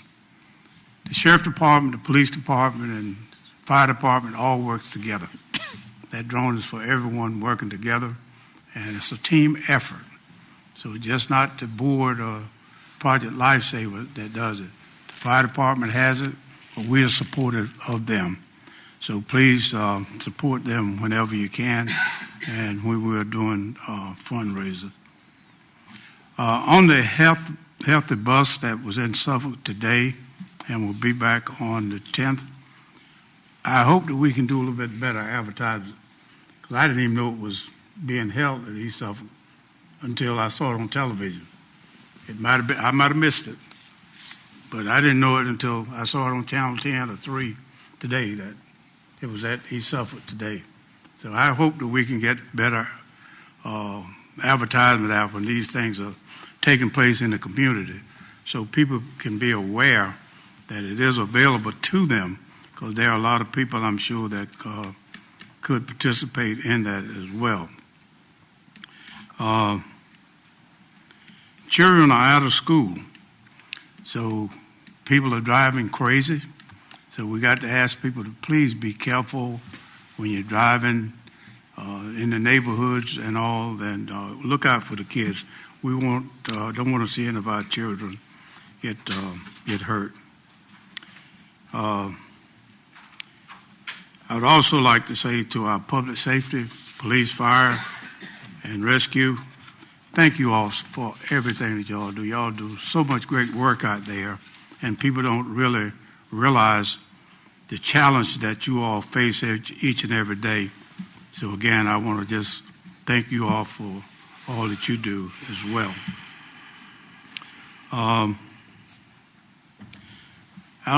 Some of you might not know Mr. Jesse Trent. He used to be the CEO of Croc Funeral Home, and he passed away Sunday, and he'll be funeralized here at the Bomb on Saturday at 1 o'clock. And he was head of the funeral home there at Crocker Funeral Home, and I just found out about it yesterday, but I was told that he passed on Sunday. So I'd like to mention him. He worked as a school teacher for years, and then he also worked as a part of social service. So I'd like to send my condolences out to the family and to all the employees of the Crocker Funeral Home. I want to say to Roger, as well as what Councilman Goldberg said, I received that letter. It was very disturbing when I received it. I called Roger, he and I talked about it, and I told Roger, just don't let that make him feel bad. We know what he's doing. So that was just something that was low. That was very low for a person that's going through illness, and somebody would say something, right council members, and ask them to do something like that. I mean, that just unbelievable that a person would do that. So I just want you to know, Roger,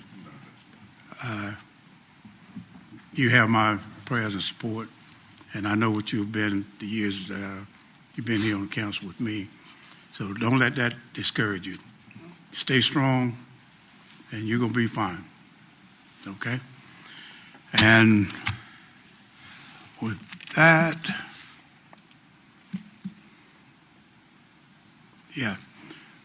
I would just like to say that the fireworks was great. I believe this is the largest crowd that I've ever seen on that waterfront. I'm telling you, I've never seen that many people. Everywhere you look, there was wall-to-wall people. So everyone enjoyed themselves, but they was a little bit concerned with what had just taken place in Illinois. So a little bit scared, but everything, Chief and all of them was there to make sure that everybody was safe. And but I tell you, it was a great turnout, and I think people wanted to get out of the house, and it was very good. So again, thanks everyone for all that you do. Thank you, sir. Okay, I'll wrap it up and try to be brief. I want to start off by offering my deepest condolences to the Whitley family as well. I guess we can call him a fellow Chuckatuckian. But if there's anyone who deserved the name honorable in front of his name, that's what I would call him, as honorable and a true gentleman. And I know he will be missed, and his family's been through a lot this year. And I think, I'm glad he was around to do what he did. I know when I was first elected, I had a lot of conversations with him, and just as genuine an individual as you ever want to meet. We had the National Night Out kickoff at the Visitor Center on the 21st. So save the date, mark your calendars, August 2nd, National Night Out. I'm confident we're going to be in the top 5 plus. So I'm looking forward to that. Hopefully it won't be too hot. I think the city manager always puts Sheriff Harris in charge of the weather, right? Mm-hmm. So if you don't like the weather on National Night Out, if it's too hot, that's who you complain to. On the 23rd, Suffolk Sister Cities had a fundraiser for Mercy Chefs. to support the Ukraine relief effort at Nansemond Brewing Station. Pretty well attended. I need to start drinking more beer so I can fully appreciate everything, but it was a good crowd. We brought the dog, so it was all good. This was kind of an unusual couple weeks for me, couple weekends in a row. On the 26th, I missed the NAACP banquet. I'd been to 11 in a row. I missed this one, but I had a 50th anniversary on the 24th and my wife's birthday on the 26th. So I think the term is discretion is the better part of valor. So in that case, we'll have to catch you next year. We had our education committee meeting last Wednesday. I want to thank our Sheriff E.C. Harris for being there, our police chief for being there, also Director of Capital Projects, Gary Jones was there. We had two topics that we discussed, public safety, specifically as it relates to the schools, and we also talked about options for the relocation of the school administration buildings. We will continue to have meetings as the need arises, and I hope the school board and the superintendent's office attend our next meeting and avail themselves of the opportunity for that additional communication in a smaller setting. We're still going to fully intend on having our joint meetings once or twice a year, but I don't think there's any organization of any size anywhere that doesn't have committees, because that's where the work gets done, with a smaller group, brainstorming, keeping in mind that that education committee has no ability to vote on anything that can be done other than the communication part and bringing back whatever ideas there are to their respective bodies for consideration. So I think in today's day and age, there's more of a need for that today than there was yesterday, last week, last month, and last year. So I'm looking forward to continuing to work together to do what we can collectively to benefit our school system and also all the citizens of our great city. I also toured Western Tidewater Free Clinic with the city manager on the 30th, and I hadn't been there in a little while, and they have definitely got it going on. I can't remember how many people, it was like 14,000 or something in a year maybe, but they're expanding their services. They're expanding their services with additional dental, with additional eye care, and also trying to address mental health issues as well, which is huge. And they're willing to reach out with anyone in the community. I even asked about possibly some mental health services working with the regional jail, and they were receptive to that also. So, I appreciate them for everything that they do every day. And on the 4th, that's my second, there's no apologies. I'll just call them regrets that on July 4th, I missed a couple of my favorite things. One is going to Eclipse and doing the parade, which I've done several years in a row, but we went out of town Friday, so I figured at least I was trying to get 72 hours of just clear my mind. So we went out of town, and I missed that, and I also missed the fireworks at Constance Wharf, but I heard the same thing that everybody's alluded to. It was the best fireworks show yet. Ton of people there and very well done, so I thank the manager for making that happen. And it pretty much wraps it up for me for a couple of weeks. I do have a couple of quotes, and they're kind of 4th of July related, if you will. And normally I just do one, but I got two short ones because I couldn't pick the best one between these two. One is a quote from Bill Clinton, our 42nd U.S. president, and that is, "There is nothing wrong with America that cannot be cured by what is right in America." Think about that for a second. There's nothing wrong with America that cannot be cured by what is right with America. And I believe that. We just got to take the steps to do it. And my second quote is from Nelson Mandela, and it is, "For to be free is not merely to cast off one's chains, but to live in a way that respects and enhances the freedom of others." For to be free is not merely to cast off one's chains, but to live in a way that respects and enhances the freedom of others. So I just thought there were two great quotes, and I took a little mayoral privilege and figured I'd do two tonight. With that being said, I understand that Miss Johnson would like to get a picture with everybody on council. So I'm ahead of you guys because I already had one, so they give me 2, so that you can't catch up, just no end of it. So after the meeting, if council doesn't mind, maybe we'll come right here in the front and allow you to get a picture. And if there is no other business, then I would like to call for a motion to adjourn. Councilman Goldberg? Move for closing, Mayor. To adjourn. Okay. Adjourn, there you go. Councilman Williams. Second that. We got a first and a second to adjourn. Do we have any discussion of the motion? Hearing none, everyone prepare to vote. Please cast your vote. Madam Clerk, please record the vote. Motion's been approved by a vote of 8-0. This meeting stands adjourned. I got to do a restroom call. Yep.